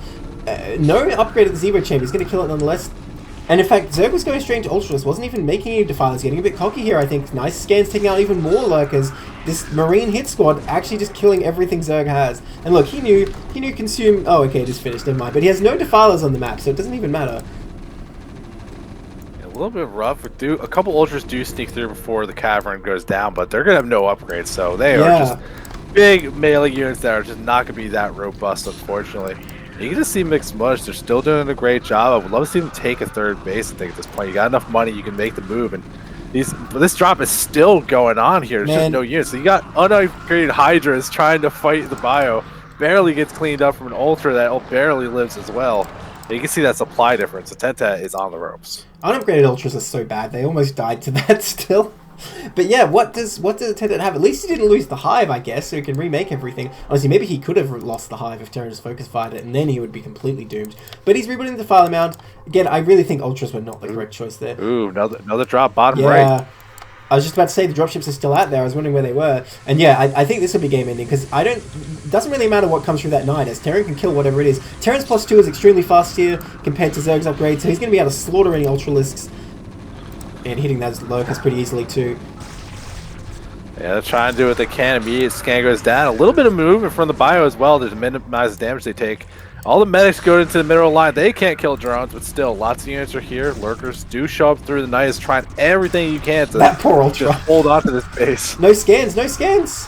Oh, so unfortunately, loses all his Marines a bit unnecessarily. Scans aside, he could have just walked back here and killed all the drones, but unfortunately sits in range of the Lurkers, so that drop does end. The medic's still here, keeping themselves alive. Hard to kill for medics just sitting there on their own. But look at Terran's natural. He's built up the army behind this. Like, my god. How is Zerg ever going to stop that army? He's just struggling to rebuild his infrastructure here. Defiler is coming out, Consume is complete, so he can technically hold him off with that, but the vessels are out. I'm not sure why they're going on a solo mission, though, or duo mission. I don't think that's such a good idea. Are there any Scourge on the map? There were 2 that died trying to kill a dropship. So, really, it's not a big deal. Remember, you killed the Spire, so it just gets completed now. Scourge miles away, and Mix Mush has a little style. We see a physics lab on the way. You know what? You got the money. You got a lead. You might as well show it up a little bit in game 1. You know, crush your opponent's moral a little bit. 2 vessels up in the main. They're going for the Eraser with the D-Matrix. But there's no drones here. He needs to get down to the natural before Irradiate runs out. Kind of wasting his duration a little. Go to the natural. He's going to plague them, I think. Not that it's really going to help much. It doesn't really last long enough. Look at that, he notices them all the way. Very nicely done by Zerg. It's really not accomplishing as much as the Terran probably hoped it would. In fact, I think he killed like 1 Ling. Did he even kill 1 Ling? Well, he sent a message. Isn't that all that really matters? Like, look, I can afford to waste, like, how much energy is that? 450 energy. Okay, Chitinous on the way. Terran +3 already started, though, with no armor upgrade still for Zerg. Let me just check that. Oh, wait, no, he does have +1. Okay. Okay, when did he sneak that in? These vessels looking like they want to go for the 3rd now of all the drones. There are Scourge there. Will they go for the D-Matrix combo again? More dropships embarking as well. Do they see those Scourge? They do see them. He's not going to go for D-Matrix though. Not moving these either. There you go. Alright, he goes for 1. It's good enough. The Eraser not react to this time. He's going to do some decent damage. And, all those drones over there by as well. But he's walking into the Scourge, going really for the kill here. The Eraser on the Scourge, though. Nicely done. Actually erases those Scourge, doesn't lose a single vessel. And the reason Zerg was distracted is because he was killing some Science vessels over at his own natural, but not worth. In fact, he has no Radiant left. I want him to clean up the rest, or at least kill a Lurker before he goes. And yeah, Zerg running out of gas here, running out of drones, running out of everything. Down to 12 drones, the double drop coming down the main again. He's here to finish the job on that Hive. Zerg falling apart here, I think. An SCV with this drop, I want him to start building a bunker so badly. Now, these Defilers don't have energy except that one. Which one do you shoot? Ah, wrong one. So, but there's only a few Lings here, and like, Terran just walk out of the Dark Swarm. God, so much blood.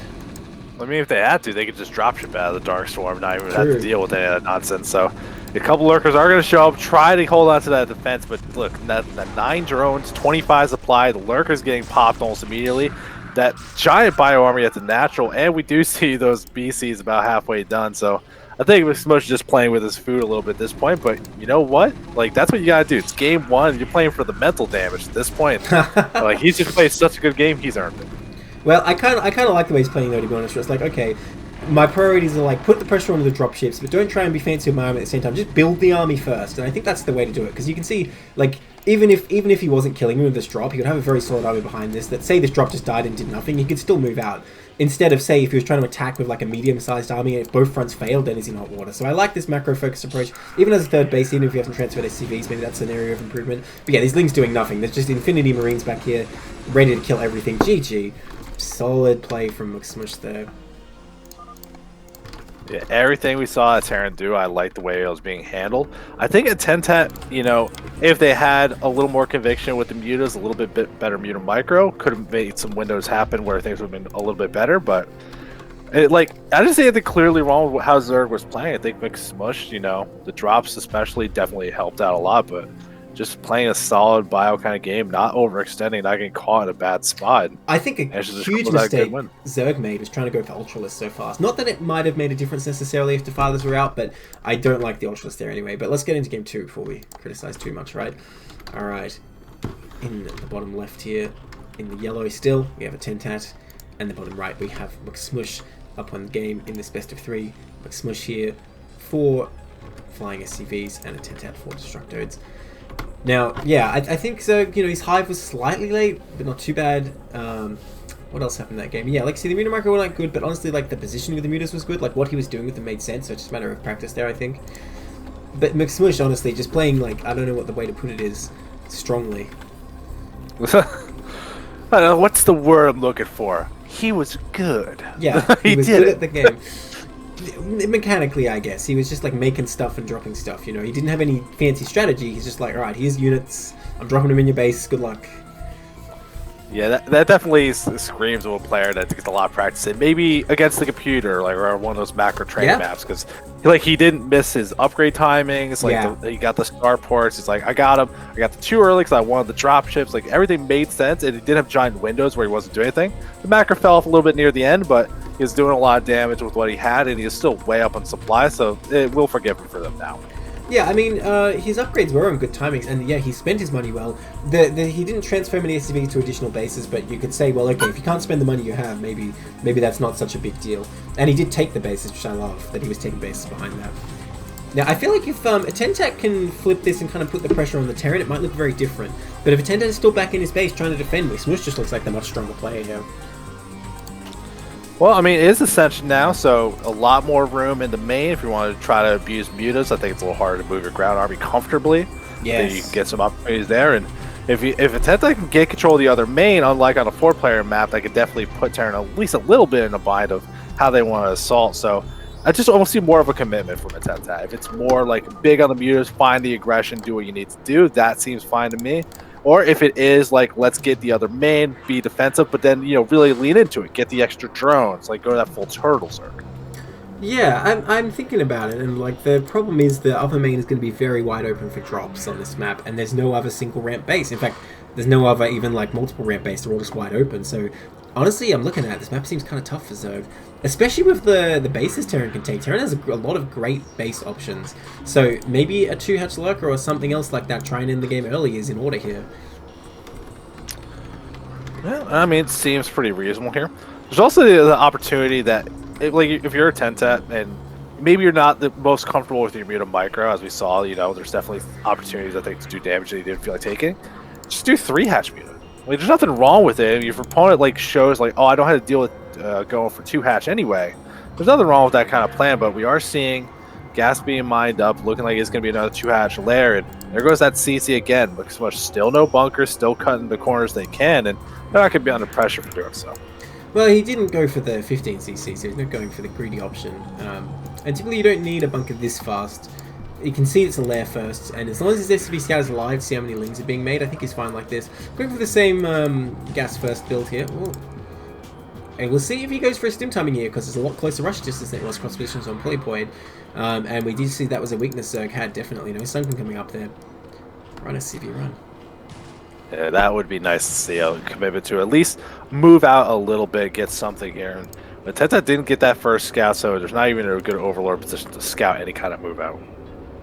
Yeah, that is a bit of a problem for Zerg here. In fact, he needs to send more overlords for Mutimus Micro, I think. Otherwise, he's going to lose a few more. And that's a big thing that happened last game, actually. I think he lost 2 or 3 overlords because he wasn't able to juggle his micro overlords and send them back to the corner. They just got stuck in the middle of the map, and Terran easily gunned them down, of course, with Stim Marines. Okay, his first 4 links coming up. Terran have a very nice Sim City here, making that gap as narrow as he can. And it's looking really solid overall. Although, where's the Stim? Where's the Stim? Oh, there it is. Yeah. Okay, do you see it's a spy coming down? So Navi player really varying what they're doing actually. So maybe the game will look the same. Who knows? Yeah, I feel like one thing Terran is not harnessing here is just the fast stim timing. He kills a lot of Zergs that are being greedy, and there's no creep colony just yet. So if he was moving out right now with a couple of medics, I think Zerg would be in hot water. But he's not even making the medics immediately. He starts one just now, but I think he's going to let Zerg kind of get away with it again. Yeah, and honestly, I love that kind of move out because, like, you get to force some sunkins, you get to burn some larvae, but even if they're really under pressure and they spend their larvae making lings, that's larva that might not be mutas. Like, you're doing the job in a whole different way, being aggressive. Even if you end up losing the Marines, you're still got a production behind it. Nothing's gonna be too bad. As we do see some medics get moved in, and I see here's scans going down. What does he end up seeing? Scans the main, sees a spire. The lanes go for a little opportunity. Do kill one SCV, and one gets in the main to at least confirm the normalcy of the build. That's an opportunity, like an unpaid internship. Like, they all got killed pretty quickly there. Oh, they are getting an SCV though. Wow. Another one, damn. Okay, fair enough. And I guess the scout is useful, although I feel like you should have a pretty good idea of what Terran's doing here. If it's mech, you'll already know because of the CC timing. And I mean, there's a few options you have against 2-hatch. You have to go for stim medics pretty fast. Now, he's going to have a bit of awkward time defending the southern part of his base with turrets if Zerg really wants to go in the aggression here. These barracks are not well positioned either to hold the choke. If Zerg can put down some good neuter pressure, it might be difficult. Now, we do see Zerg going for this other main, as you mentioned, but it's so far from his own Hydra production, where he's going to have to get Locust here, and it's so droppable. If Terran goes straight for double drops again, Zerg's going to have a hell of a time. Yeah, I kind of feel like maybe on this map, the fact that you're already going to mutas, maybe you want to go crazy, Zerg. And we do actually see more of an investment in mutas, getting the +1 weapons instead of just kind of letting them rock as they are. So we'll see if it ends up being Hydras later on, but if I saw the Evo Chamber, saw that carapace on the way, I think that's like a smoother transition into the later game.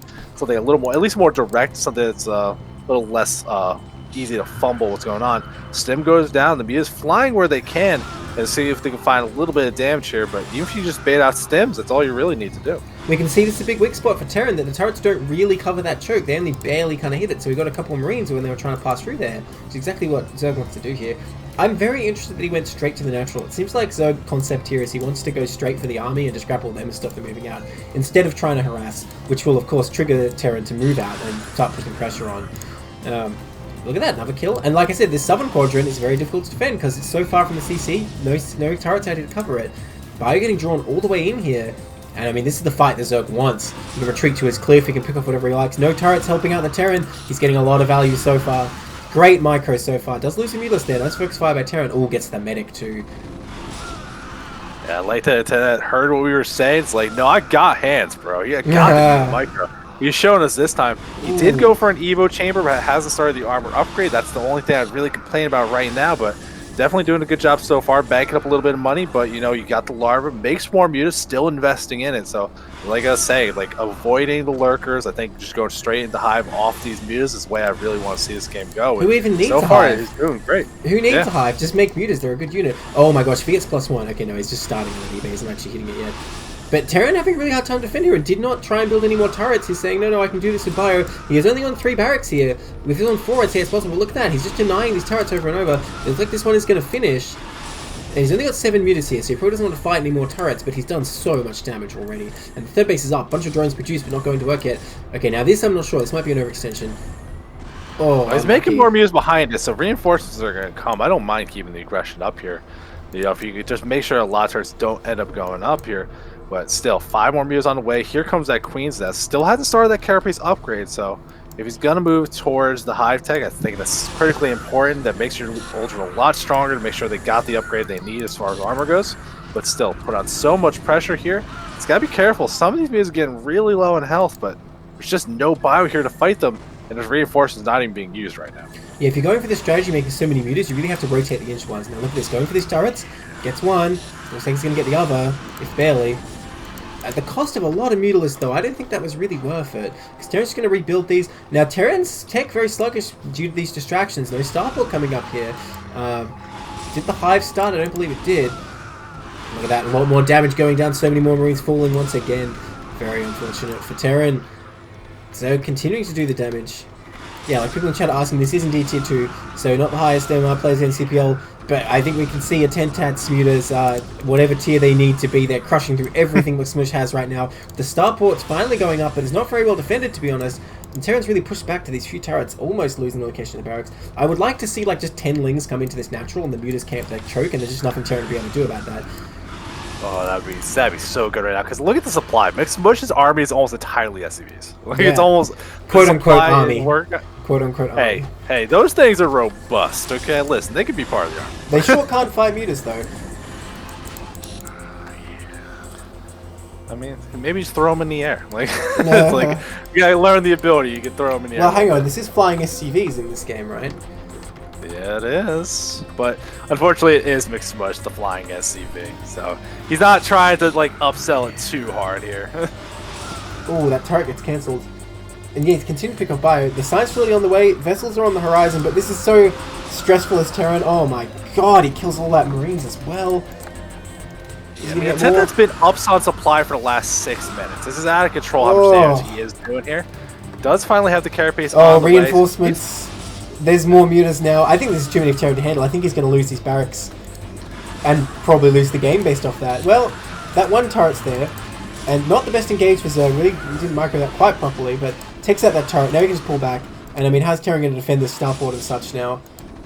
Do you believe this guy right here, Mixed Mush, is still making a dropship? Nice. Wow, what a hero. He's a goddamn hero for making a dropship here. That's actually amazing. That's actually amazing. No, I will reclaim the air. I got the confidence. Wow. It's unbelievable. Okay, so Zerg did not opt to camp the barracks there. Actually pulled back, hit another turret. So kind of lost the opportunity. He sees the dropship and he'll actually kill it instantly. So, oh, okay, never mind. It's alive. Oh, the dropship was a hard bait. You see a bunch of mutas go down, but still reinforcements being made at this point. 4 more about to finish. The group is back up to 9 here. +1 carapace is going to complete soon. Queens has been done for a while, but Hive has not been started. Yeah, I think there's also a giant window for Zerg to take their 4th base here. Mixed Mush has just been so busy only defending at this point. You could just really put the pressure on economically, really get yourself into that next step. Finally started and finding more damage down at the bottom of this base here. Bio is starting to accumulate, but just not enough. Yeah, it's a big mistake not to have a Hive, because honestly, when you're this ahead, Guardians are a huge threat. You can see only producing off 1 starport, especially with that freaking dropship. There wouldn't be much Terran could do about it, but he's only just started now. Look at that, going to take out the first vessel, no problem. Oh, will he? Yes, Stop saying that, man. Every time you say that. And finally hitting the natural a little here, but I mean, there's plenty of SCVs. SCVs is not what he's been killing this whole time, so killing 1 or 2 now does not make a difference. He lost a lot of mutas there, still has 8 left. Now, is Zerg going to start making any other kind of unit? Yes, the answer is drones. Drones. Yeah, seems like a reasonable move to kind of finally transition out. Now that the Hive is on the way, you can start working towards some of these other things. And I think you can see with Mixed Mush finally going to get some of these vessels. You know, you need to have that next step. Eventually, this Mutaflock will have to deal with a radiate. It's just not going to be enough. And he's not trying to keep the fight going. Otherwise, you'd add on some Scourge. I think just force the issue to kill the vessels. Yes, but it's a great way to do it because the mutas tank the turrets and the Scourge are free to go after the vessel. It's very hard for Terran to stop it. Yeah, which, I mean, what we have been seeing, though, slowly over time, this is what I was waiting for. He's been backing up his money. He's not adding in the mutas. He's slowly weaning off. That means it's ultraless time. We're saving up the reinforces. He's already got the +1 armor, working on +2, and that cavern is now on the way. So I think we're waiting for that next round of units when those ultras pop up. If they get the carapace upgrade, this is going to be a big fight. If especially decides to move out, it could be a problem. Which, now that the harass is done, maybe as Terran you're thinking about that counterattack. Well, he has his plans. There's going to be a drop here, but it might be intercepted. Look, I think this is dicey for Zerg going straight for Ultralist, because if Terran's able to move out and bust you just before they come out, you're in a world of hurt. And like, Terran's upgrades are okay here. Yes, his bio count's going to be pretty low, because he's been very impacted by these fights. Oh, look at these Scourge. Are they in just the right position or just the wrong position? Looks like just the wrong position, unfortunately. The mutas are on in hot pursuit, though. How did they know it was here? How did Zerg see that? And yeah, they're going to take this out. Just felt it, star sense. Wow. Well, he did see that dropship was made way back when, so easily cleans that up. Oh, gets a Mutalist somehow, though. Damn, that Marine tried very hard. Well, that's another dropship in a full group of 8. Like, so yeah. Big losses again there. So just keep resetting the Terran back. No problem at all here. We do see carapace on the way, more drones being added, and I do see another hatchery. But I would love the hatchery to be at the natural of that other main. Just add another base, give you that next step to go towards. But still, production, why not? I think maybe you just put it at some random base at this point in the game with your best thing. Because if Terran moves out and takes out this 12, he's 100% going to lose that army to a bunch of Ultras immediately after. So you have 2 bases. Like, there's just no way Terran's going to take out everything, I feel like. Oh, this move's coming in again. They still want it. Where's the vessels? That has energy. He has a radiate. He needs to support these bio. I think the Mute is actually not clumping because of a radiate, so maybe it's the right move not to bother spending it. Well, I do see the Overlord moving around, but now that they have Overlord speed, you know, the micro not quite as good. Why did he get that? Is it really that useful in this phase in the game? I'm not sure. Maybe a plan to get drops later on. There's a lot of room in this main that it's hard to cover, so drops can be pretty potent here. Oh, here we go. Nice irradiate. Very nice. Zerg not splitting. Oh, okay. Pretty good damage, but his meters... Oh, I like that. That's fun. You have betrayed the Zerg cause. You must die. We're better off without you. Just instantly snipes it. Why do my pros never do that? Well, sometimes they fly the Muto over SCVs to do damage to them. But yeah, another irradiate already available. You know, Terran doing his best to rebuild here. Has some Marines. +2 finished. +2 carapace coming up for the Zerg. But he does have quite a few Ultralisks here. Well, I say quite a few actually. I only see 3, maybe not. 4 on the way. Okay, I thought there were more on the way. Yeah, no, he's got plenty on the way, so it will be good eventually. Does take that 4th base, and like so much feeling a little bit confident now. Going to try to get out of the map. There's a lot big Mutaflap. Ooh, don't engage on this. Good irradiate to start things off, and these mutants are a bit bruised, taking big damage. More irradiates going down. I question spending all your energy on those, because like they're just not worth that much in this phase of the game. Where's the rest of his army? He needs to get it all together, because this small group will die as soon as Ultralisk speed is finished, which it will be in just a minute. Okay, slow Ultralisk coming across, not going to do too much. Well, we'll see. I mean, again, it's not much bio, and with equal armor and weapon upgrades, I think the Ultras could still clean this up very easily. The reinforcements are coming, but the problem is he's going to engage in 2 separate blobs, and that is the last thing you want here. Okay, he sees the Ultralisks. He sees how many he's up against. That Marine not going to slow him down very much at all, but he could get the hatchery here before they're in position. Looks like that's exactly what happened. This group serving as a distraction, really not doing very much damage here, but nonetheless, the hatchery falls. Oh, Scourge. Nicely done by Zerg, taking out those vessels where he can. Takes out the Ultra. Well, this Ling's even doing a lot of work there. Yeah, here's the reinforcements. There's that, how you're saying, the army that goes to the 12, they might get some damage on it, but they're definitely on a one-way trip. They're not going to be coming back here.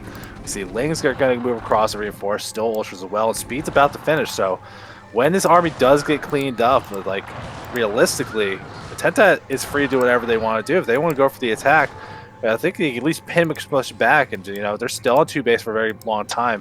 Couple vessels are moving out across the bottom side, which has been interesting. Ooh, I would like to see vessels on the way. It's a Razor time, although he needs to get a second one in there. It's hard to do it with just one. Well, he's still going to get a few drone kills here.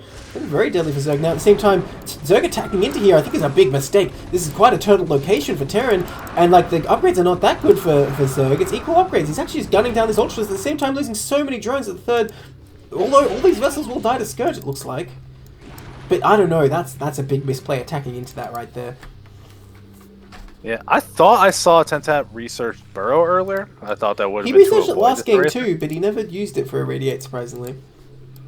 Yeah, I mean, it's hard to think of that in the moment. Now, when he went for that attack on the natural, those 2 turrets were the MVP. Just making it, like, obnoxious for the Ultras to get in. The buildings are always, like, the bane of their existence. Now, but look at this army starting to get that surround. McSmush is going to have a hard time moving out of here. A Razor at Zerg's natural, though. McSmush just loves a Razor. Man, look at that. There's the burrow. Very nice. Completely negates that. Now he's going to lose his vessels, so I believe Scourge are out somewhere. Somewhere? Maybe not.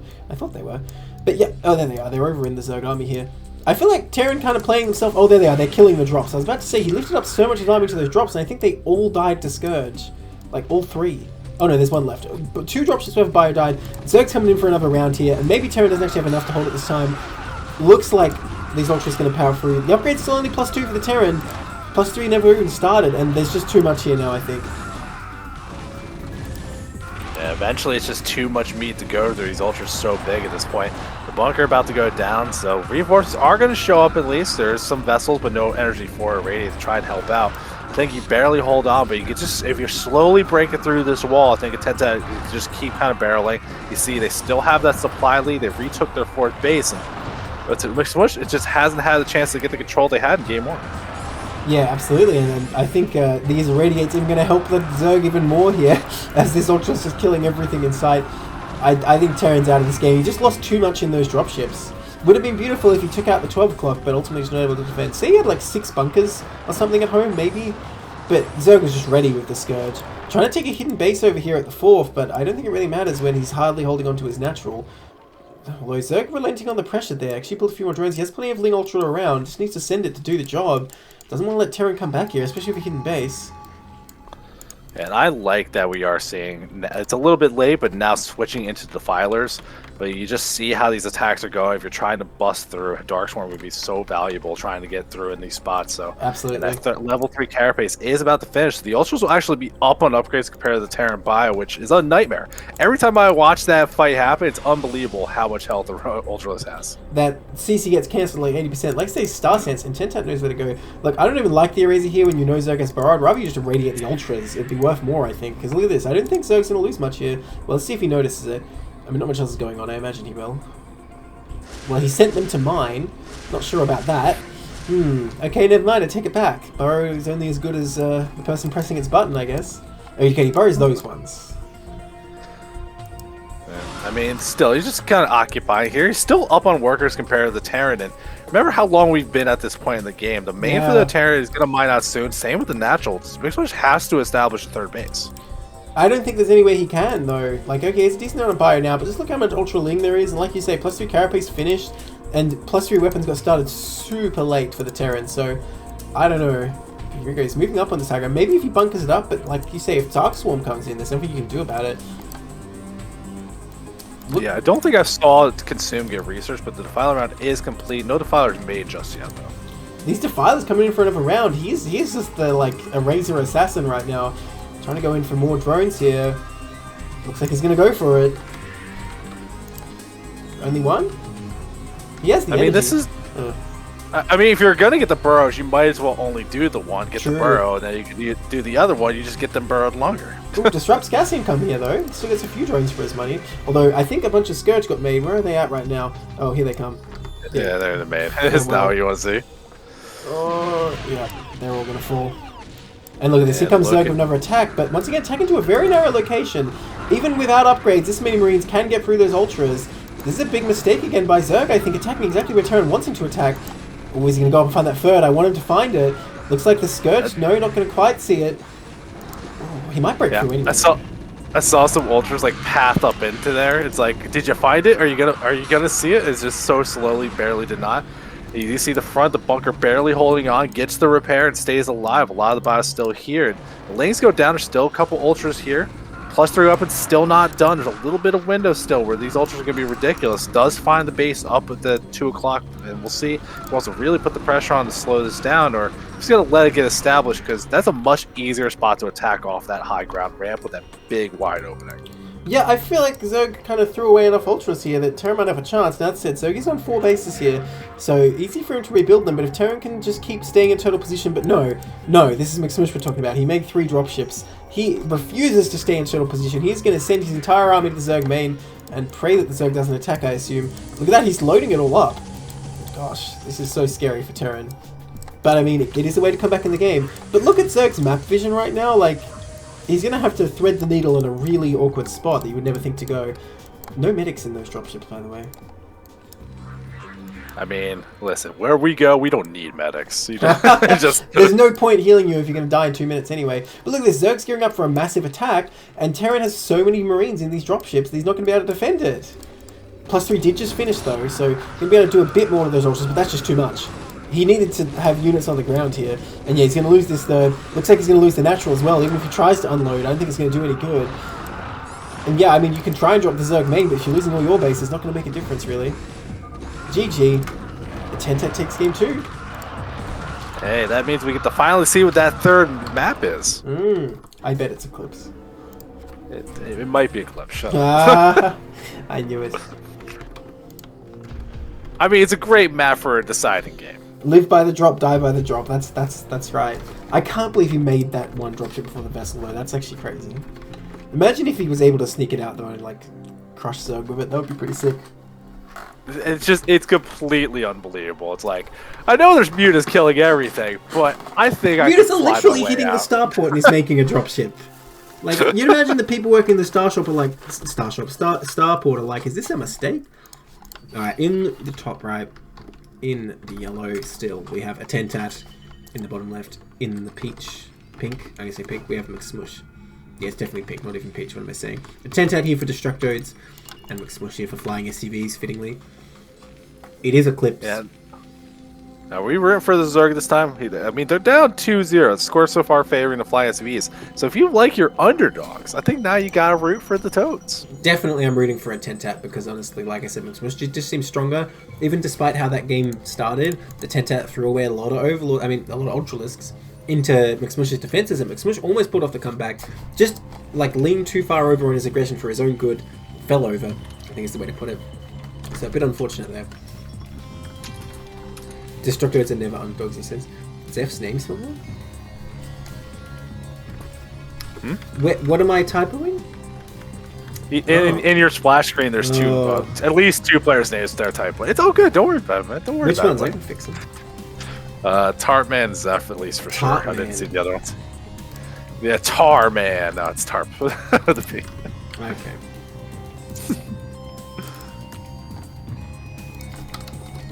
Well, they are the mystery players.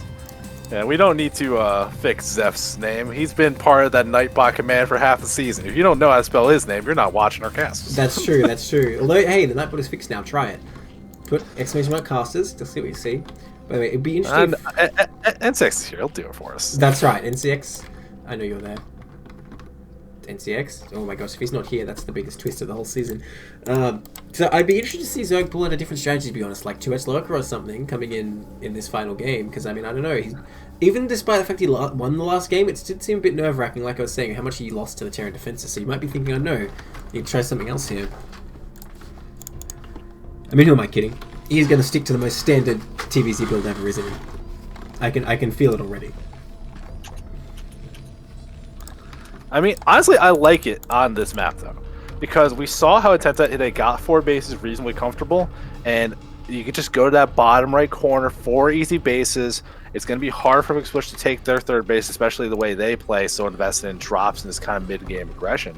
So I feel like if you play the same kind of game you just played, it should work on this map without any real issues, right? Yeah, I agree. Now, 15cc coming up here. Well, okay, think about it though. The base is a lot easier to defend Mulus than Ascension. Ascension is a bit of a nightmare there. But okay, McSmush able to scout the hatch immediately because it is 2-player map, right? In the 15cc, so maybe that'll alter things a little here. But yeah, I mean, I was going to say, McSmush is the strong player anyway, I feel. Even though he lost the last game, I don't think he needs any more advantages, right? Well, we'll see what Tentat's plan is here. I feel like if he goes for the exact same build, McSmush is probably not going to suffer so much from having the exposed southern part of his base, and he's going to be able to play more like the first game. Okay, he's making 6 links right away here, which is a good move. Whenever you see 15cc, that's worth doing. Force that bunker out right away. Or indeed, if McSmush is greedy and doesn't get the bunker, the game can actually just end there if you're not careful. Ooh, in fact, he's cutting Marines, delayed his depot a bit. Ooh, this is a bit dicey for Terran right now. The SCV was in the corner, didn't see anything. Is that the bunker? That is the bunker though, he does get it. So probably going to be fine there. I think even if he didn't see the links, he's just going, I'm just going to get my bunker at this time just in case. Yeah, but still, there's not that many actual units here. The bunker should finish, but like, is there enough room where pretty... Yeah, it's like you can probably at least kill a depot, maybe even just run around and try to make a move up there. So at least force a couple SCVs to block the ramp, and the Tentat is going to turn around, and yeah, for the most part, you can just poke away at that depot this is here. So dangerous for Terran. You need to be so careful here, but Zerg actually pulls back, surprisingly. I would have said, Zerg, you want to try and take that fight, just kill those Marines and kill that depot, but he does pull back. Gonna play conservatively here. Let's just finishing. SCV is still in his base, which is a bit unfortunate. That's the trade-off for sending all these links straight to Terran's base. But Terran is able to get the expansion up. His academy, a little bit late, but it's on the way.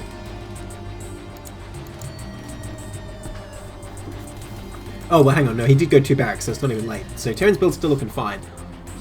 Yeah, it looks reasonably normal, but all the little finesse Terran stuff, I gotta lean to you. I have no idea what I'm looking at half the time. Okay, well, scouting SCV, hiding behind the player info. Looks like he's going to finally get taken out. Well, I say that, but it's taking its time. But it's already seen the spy, so Terran knows perfectly well what's going on. And I still want to see that stim timing move out. Because again, like, Zerg no colony here, even taking this 3rd extremely fast. It would be very easy for Terran to punish this, I feel, if he just moved out with his first 2 medics, but I'd be surprised if we saw that, because the last 2 games he did not try that either. Yeah, I wonder if these players, like, because usually you'd be like, oh, you tend to not make these sunk-ins. I have an opportunity to do some things here. I wonder if these players are kind of like getting engaged, because we're seeing basically the same builds every game. Yeah. It's like, oh, this is what you're gonna do. I'm not under threat for an attack, and they're choosing to like use their knowledge of like the little meta they're creating for themselves to be greedier, not like for a window. It's like, oh, this attack works. Like, nah, I can make even more drones. I can be a little even greedier. I can make less links.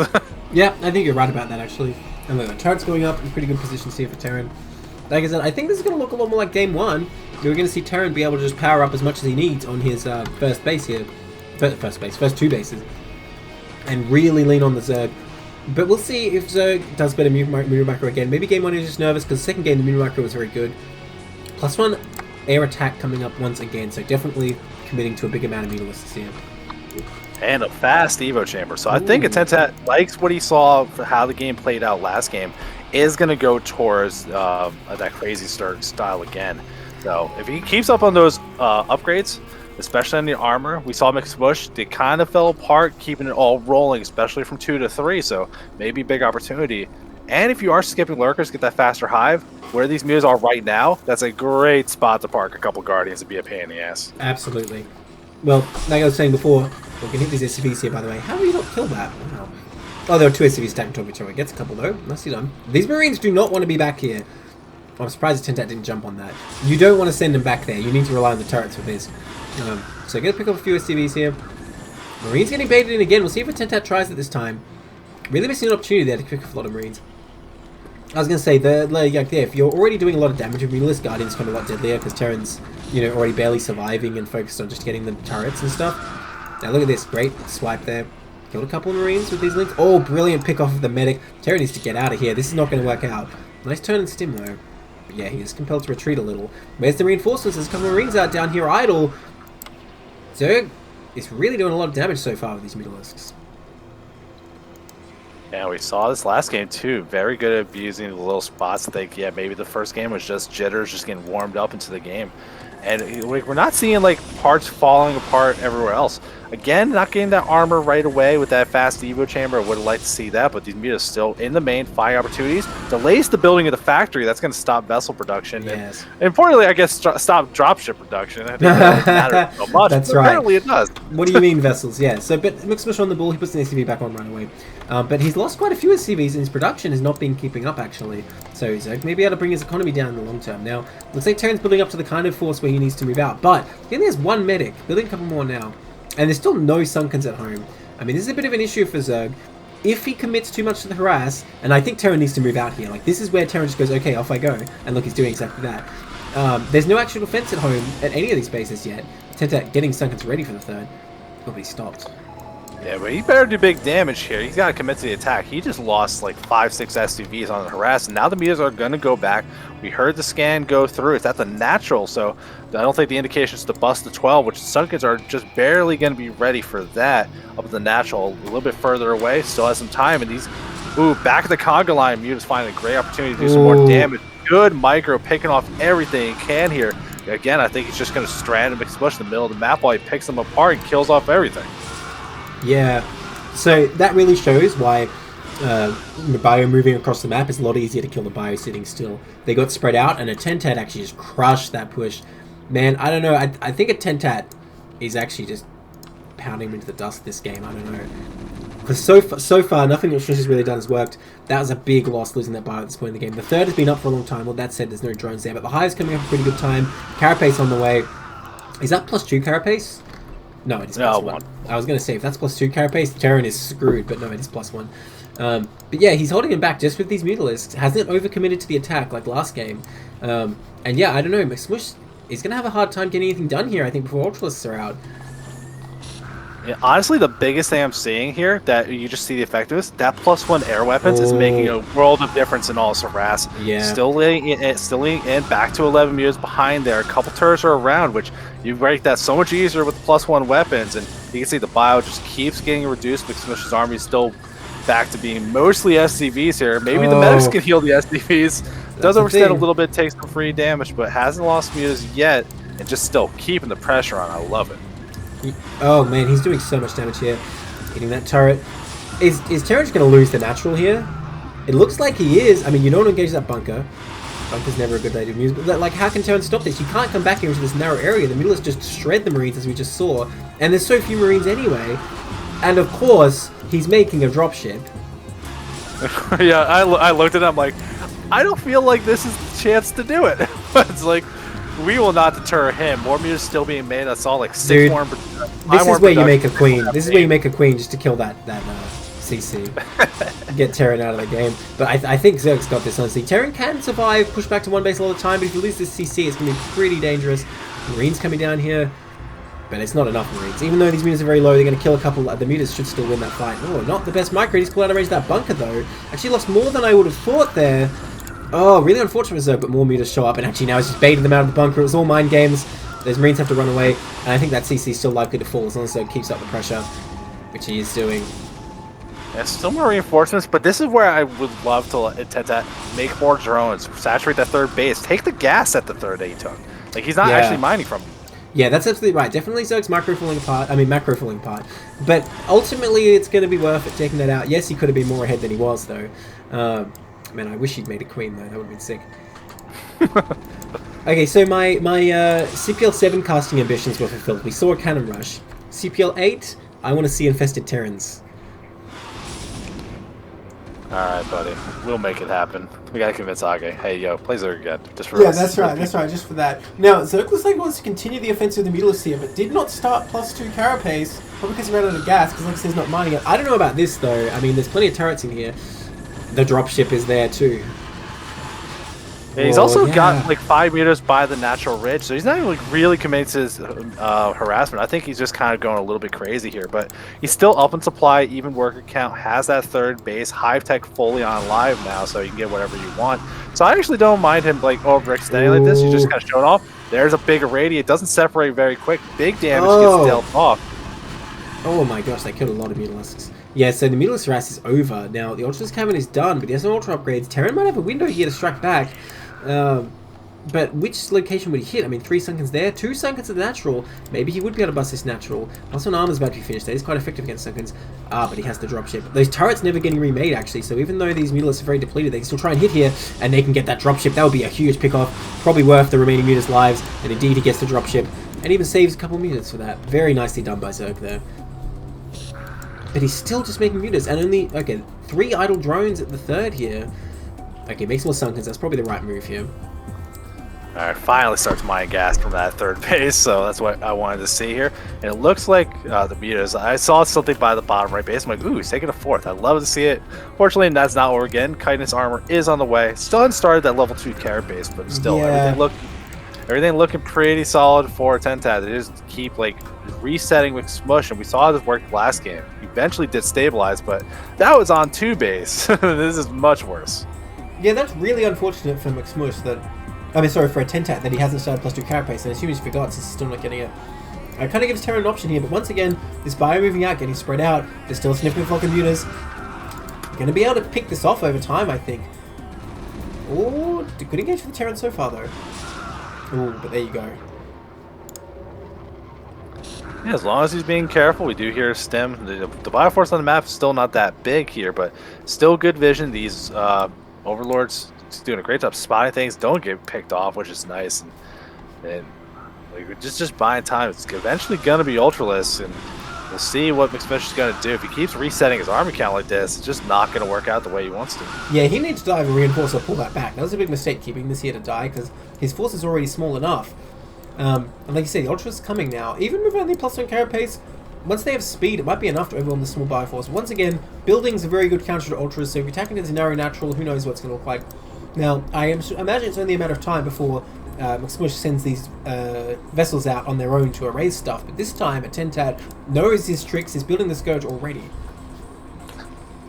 Yeah, we didn't see the Burrow getting researched, but yeah, like these little adaptations, because these players are doing the same builds every game, but we're seeing little like pokes like, all right, see what you want to do, we're going to try to do something bad. We've seen like more turrets getting made, but Tentad's still found the windows. We're seeing the Scourge in position to make sure the Eraser is not happening again. Tired of that nonsense.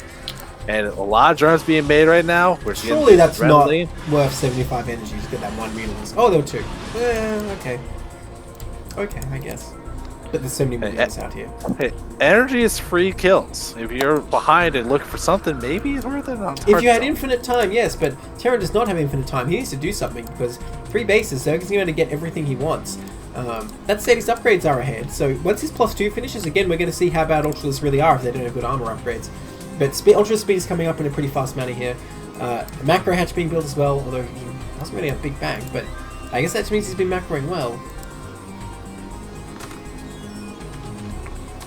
Oh, look at that. Marines even checking out for the 4th. I like that move a lot. In fact, Marines spread all out over the map. That's a great move by McSmush, just seeing what's around. Yeah, I would say the only thing I'm a little bit worried about is that I feel like this is late in the game for Terran. Despite there's a lot happened, he's still on 4 racks. Yes, I feel like well, his economy has been extremely impacted, but you're right, he's starting to bank up minerals now. Now he's a decent bioforce here. He definitely couldn't hit before Ultralisk speed though, so if you're going to radiate all the Ultras somehow and then like run back until the damage is done, definitely this army looks very scary, but there's enough Sunkens everywhere that there's nowhere for Terran to bust either. The best he can do is camp and irradiate stuff, which is worth it. Oh, but he's spending all the energy on Overlords. I mean, okay, energy is free, but there's Ultralisks on the map that are a big threat here. D-Matrix also very useful here. This just has a lot of energy. So I don't know. If Terran gets the right engage, he absolutely can win this fight, but will he? That's the question. Oh, the vessel's out of position, and the bio very spread out. This is not the right engage, I don't believe. Where's the D-Matrix? Need D-Matrix or something. The vessel's doing absolutely nothing right now. All the bio dies. One vessel dies. All his full energy Scourge were just idling there, and the vessels are running into them. This is a disaster for Terran. A few reinforcements show up, but they are just more free kills for these Ultralisks. Tentat crushes that offensive. Yeah, all those irradiated Overlords supply blocked the Tentat, and he didn't even go, like, he didn't even break the supply block. That's how well that fight went for him. So you can see now a lot of Ultras still alive. Great worker league, kills off all the vessels. So those free energy units I was boasting about no longer free. You're right. You need a lot of time to make those get the value. Well, to be fair, he didn't run out of energy in that fight because he didn't cast any spells at all. That wasn't why he lost that fight, I guess. So at least he got the Overlords. Now Terran totaling up a bunker and depot here. Maybe a Tentat will play into that again. I mean, if Tentat just sends all his Ultras and loses them here, Terran still has a chance. But I don't know. Terran's upgrades are good, but once again, not starting +3. What's this? A command center? Okay, so he's going to try and play for a 3rd here. But I don't know. Like I said, it's going to take Terran, Zerg just attacking into this and losing all his Ultras. That's the only way Terran's going to get out of his base, I think. Well, Terran, at least not forgetting the +3 weapons for a significant amount of time, is adding on the extra rack, so we'll be able to build up to at least something. But like, what do you like? Do you move out and just try to secure the 3rd over at that 9 o'clock? Like, what do you got to do something at this point? That army is about to hit that next armor upgrade. Lots of Ultra still in production. I feel like that's going to trigger another massive attack. Yeah, but it would be a mistake. Like, you don't want to just, like, attack the wall. If you can just take the Dark Swarm here, and then there's nothing Terran can do, but I don't know about this. Okay, Terran is kind of moving out right now, though, so it's going to work out very well for Zerg. God, no. Worst timing. He needs to just run back. Like, even though you're going to lose most of them running, there's no point fighting. You're certainly not going to achieve anything there. Look at those, the sole survivors trying to make it to the bunkers. Well, nope, no one made it back. And now it's just 2 bunkers. I think he will be able to break through as long as he targets that bunker. No. I don't know what he's the +2 armor is barely not done. He attacked right before the timing, so maybe wants to let that finish at least. Here comes some mutas to help out as well, and 2 bunkers doing everything they can. Here's the reinforcements. Ling's especially going to help break through these walls if necessary. And reinforcements are going to try to show up, but it's just not going to be that much. Why is he not attacking the bunkers? He's just refusing to attack these bunkers for some reason. But oh look, they found a gap in the medic/bunker wall. They're going to make their way in. More medics blocking stuff up, making it very hard for his Ultras. Just need to right-click on that bunker, and he's started. Now he will start taking it out, and now there's nothing really stopping these Ultras going to those Marines, especially the irradiated Ultra, doing so much damage, killing absolutely everything. Looks like McSmush is going to get taken out here. A lot more units being produced by Zerg as well. These Lings are going to seal the deal, I think. A few Ultras you can eventually clean up, but there's a whole bunch of Lings destroying your buildings. They just destroy them so fast. Takes out one more Ultras though, another Radiate going down. In fact, there's a bit of a Bioforce fortified here behind these medics. That's a lot of Lings though. And Terra does have +3 carapace. I mean, sorry, Zerg has +3 carapace. So many medics though, Jesus. This is ridiculous watching these medics just heal through everything, but yeah, the actual DPS slowly getting killed off here. The Radiate Ultra goes for the mineral line, so the Lings as well.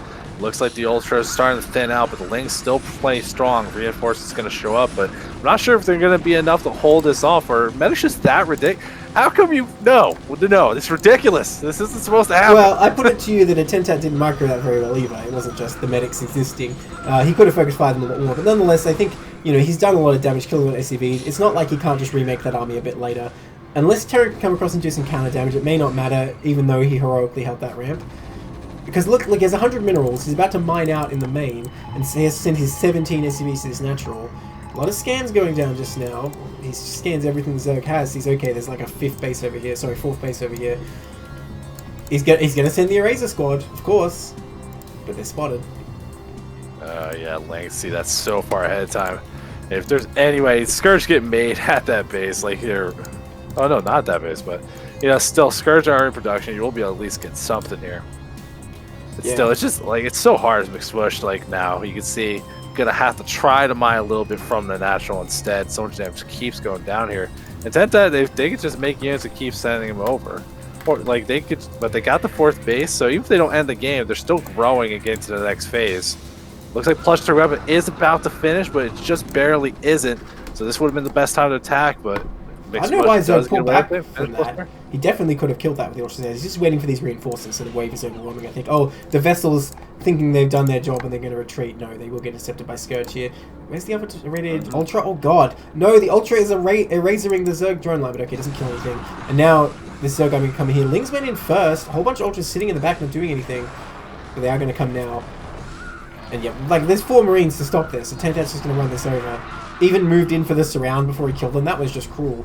Oh, look at that. He goes up the ramp. No medics here this time, and Erasers won't stop that. GG. Erasers and Radiates. So that makes it a... What is it? 2-1. There you go. Yeah, 2-1. Tenta wins that game. That puts DestrucToads on the board. At last. So that was a pretty good comeback, I want to say, from a Tentat, given that he lost the first game in a very convincing manner, I would say. Like, it really seemed like McSmush was the stronger player, but a Tentat really showed us his Munimicro in game 2 and 3. Yeah, I think, again, like the MVP, I think that really helped out was that +1 air weapons. Made the fight so much more effective for how much he was leaning into the Mutaplayer. Yeah, absolutely. Alright, so we're going to go into our final series of the night. The final cast will continue tomorrow, of course, but now we're going to go into Zeph vs. Tarpman.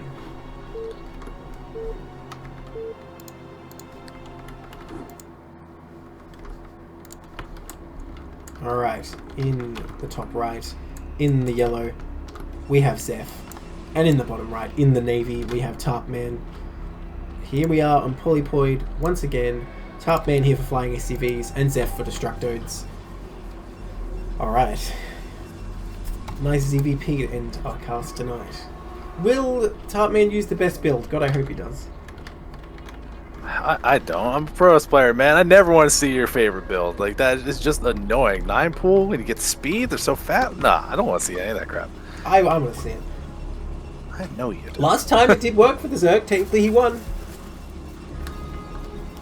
I know what I'm saying technically. He definitely won. It wasn't like a referee had to be like, technically Zerg wins that.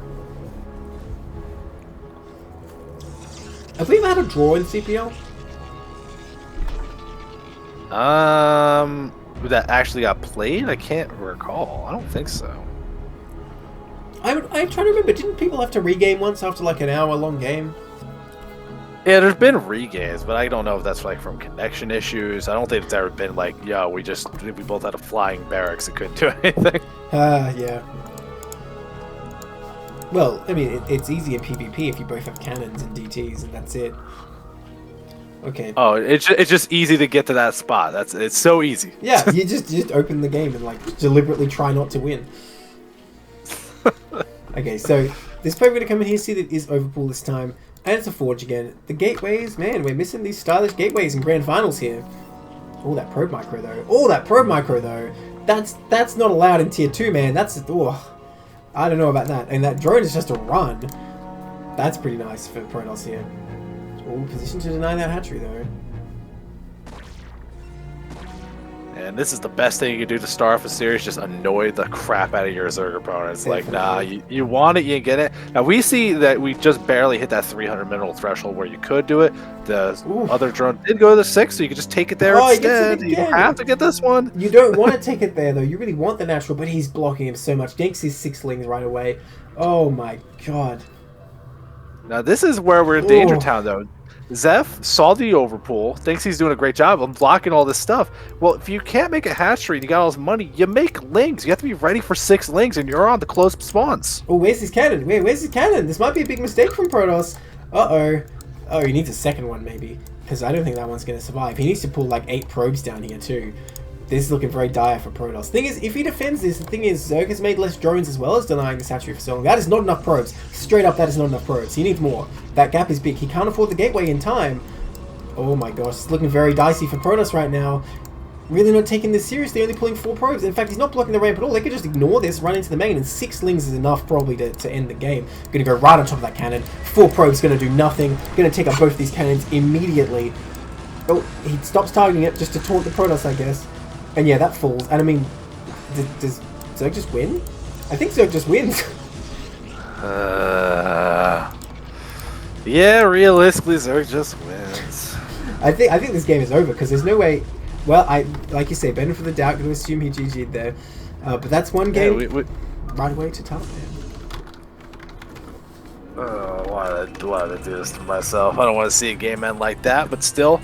Like this is one of those pitfalls for us can run into so easily. It's like, oh, I'm doing such a great job. I'm blocking the hatchery. We did it. It's like you kind of lose focus of what that means. Simon Chat says speedrun.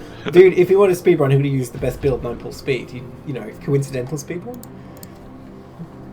But yeah, if he pulled like 8 probes and blocked it off, I think he would have been a pretty good spot. Even though he loses a few probes, he's delayed Zerg so much, and Zerg already made so many lings. It would have been quite nice for Protoss, I think, especially getting away with that Nexus. So. If he just took it seriously, he just respected the Zerg, you know, everything would have been fine.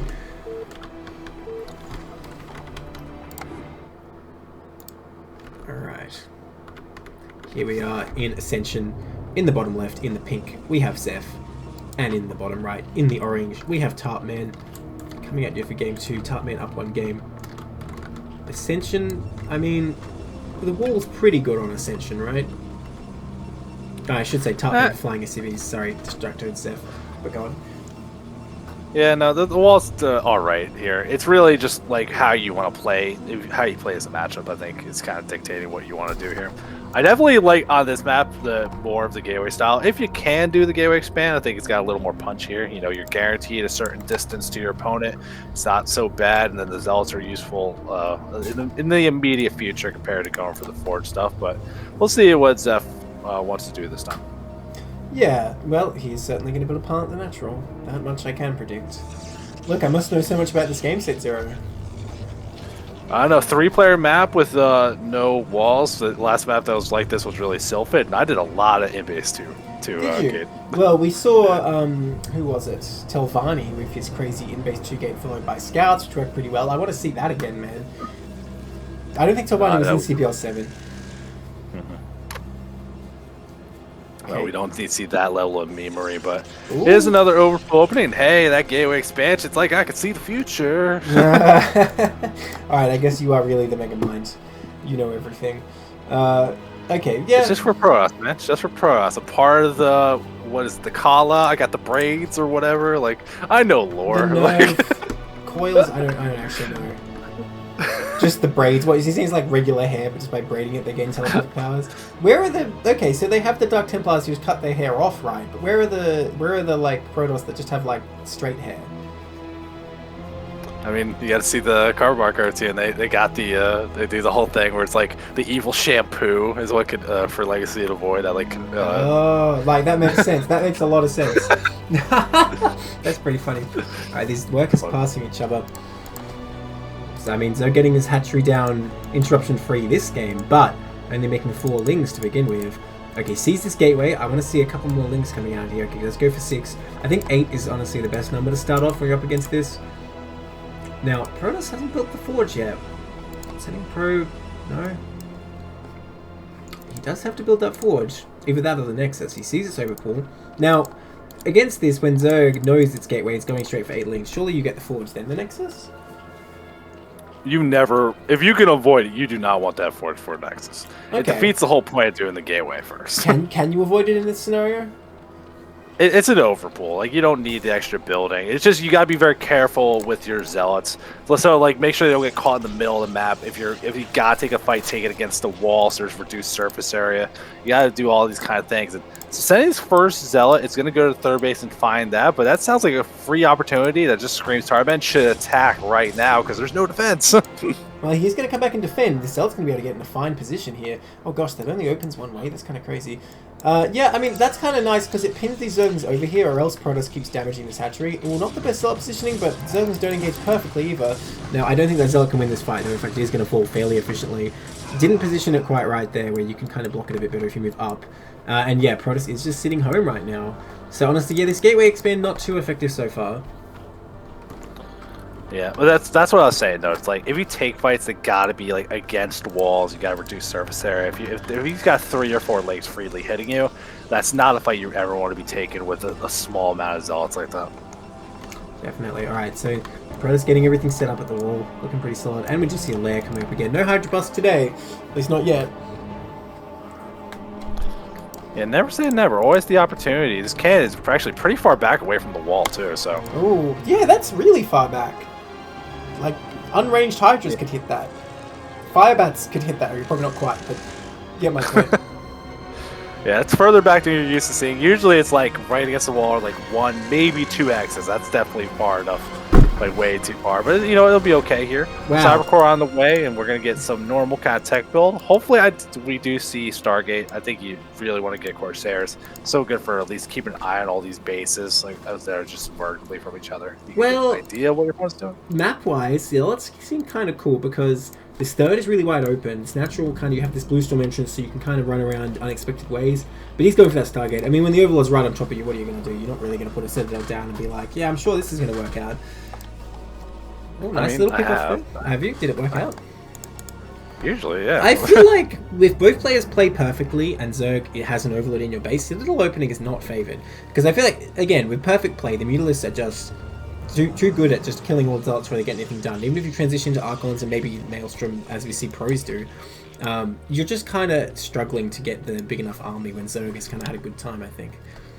Yeah, but you are assuming perfect play when we are That's watching right. tier 2. Definitely That is opportunities, true. of course, mistakes. Well, I mean, do you make your strategy for the game, though, based on the assumption your opponent will make mistakes? I don't think that's a wise way to plan, and we see that Protoss did plan for this Stargate, you know, dealing with all contingencies. Zerg so far, very standard build. Looks like he's going to go for that 5-hatch Hydra again, I expect. Yeah, look at that, there's the additional hatch. Yeah, still no Hydra Den yet, though, right? No, but you get the 5 hatches before you get the Hydrogen normally. That's how you do it. Okay, well, I'll just make it sure. I've definitely seen the Hydras get made earlier as well, which, I mean, it never really seemed to work out that great, but as now we're seeing here, it is the 5 hatcheries, Hydra Den behind it. Finally seeing a Citadel of Doom get started as well as the +1 is well on its way, so should be able to keep those upgrades rolling for these Zealots, and Spire about to finish, well, probably just for Scourge, right? You're not going to make me this? I can No, only... yeah, there's no money. You can't use Yeah, that. I can only assume so. Like, that's why he's going for 5 hatch here. And yeah, getting the second gas now, which actually, if he doesn't want to make mutas, is a bit too early, I think, just for Hydras. Nonetheless, this Corsair going to try and pick up an Overlord. I don't know if I like this. Did he actually go in the main? I didn't see.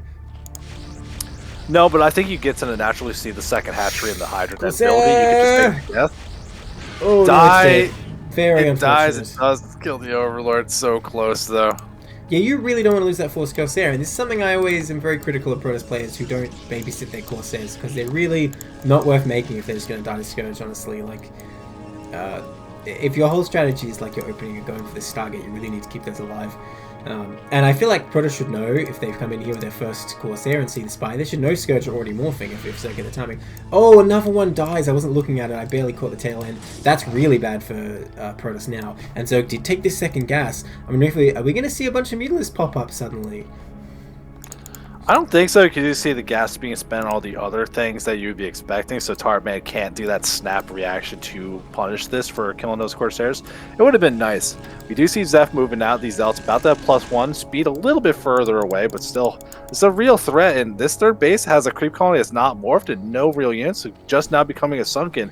These zealots might be able to get some real damage done. No, this is not enough zealots. Look how many units are here. It's not going to be done soon enough. I said that before the units showed up, man. Give me some credit. Yeah, fair enough. It looks like he is going to retreat here, and like you say, because Zealot speed was a bit behind, he's actually going to lose most of these. Very unfortunate move here for Protoss. Honestly, things looking a bit rocky for Protoss so far in this game. Ooh. The Scourge are waiting for something. 2 Corsairs have been remade, that's it.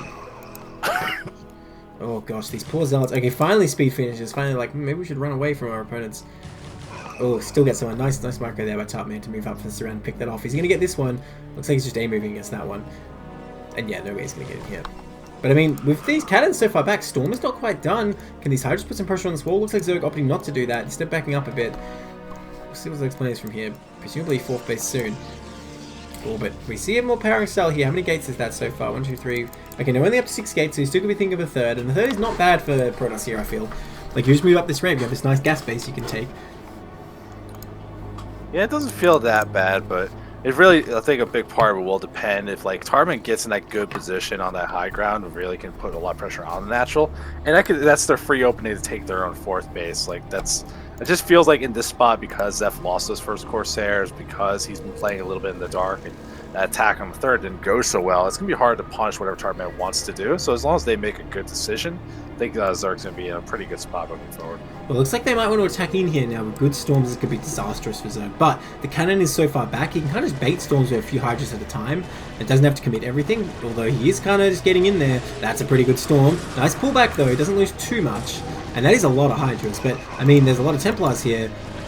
Another nice storm, but great micro by Tartman pulling out of it. Unfortunately, had to retreat some Hydras into it as well. I mean, so far so good for Protoss, I think. It's another one. Where's the energy? Where's the energy? Oh my gosh. Does he have time? Ooh, that's a good one too. And did some big damage killing off some Hydras, but the Forge dies as +1 armor was nearing completion, so that does get denied. A great pick off to slow all those upgrades down. And you can see now the front of the base is just these 2 cannons. They're pretty wide open as well, so if you wanted to really lean into it, I think there's an opportunity. Scourge come out and kill 2 more Corsairs, so that Corsair count completely reshut. Where were they? I didn't even see. Above the natural, like between that and that base. Totally missed it. Sorry, people on stream.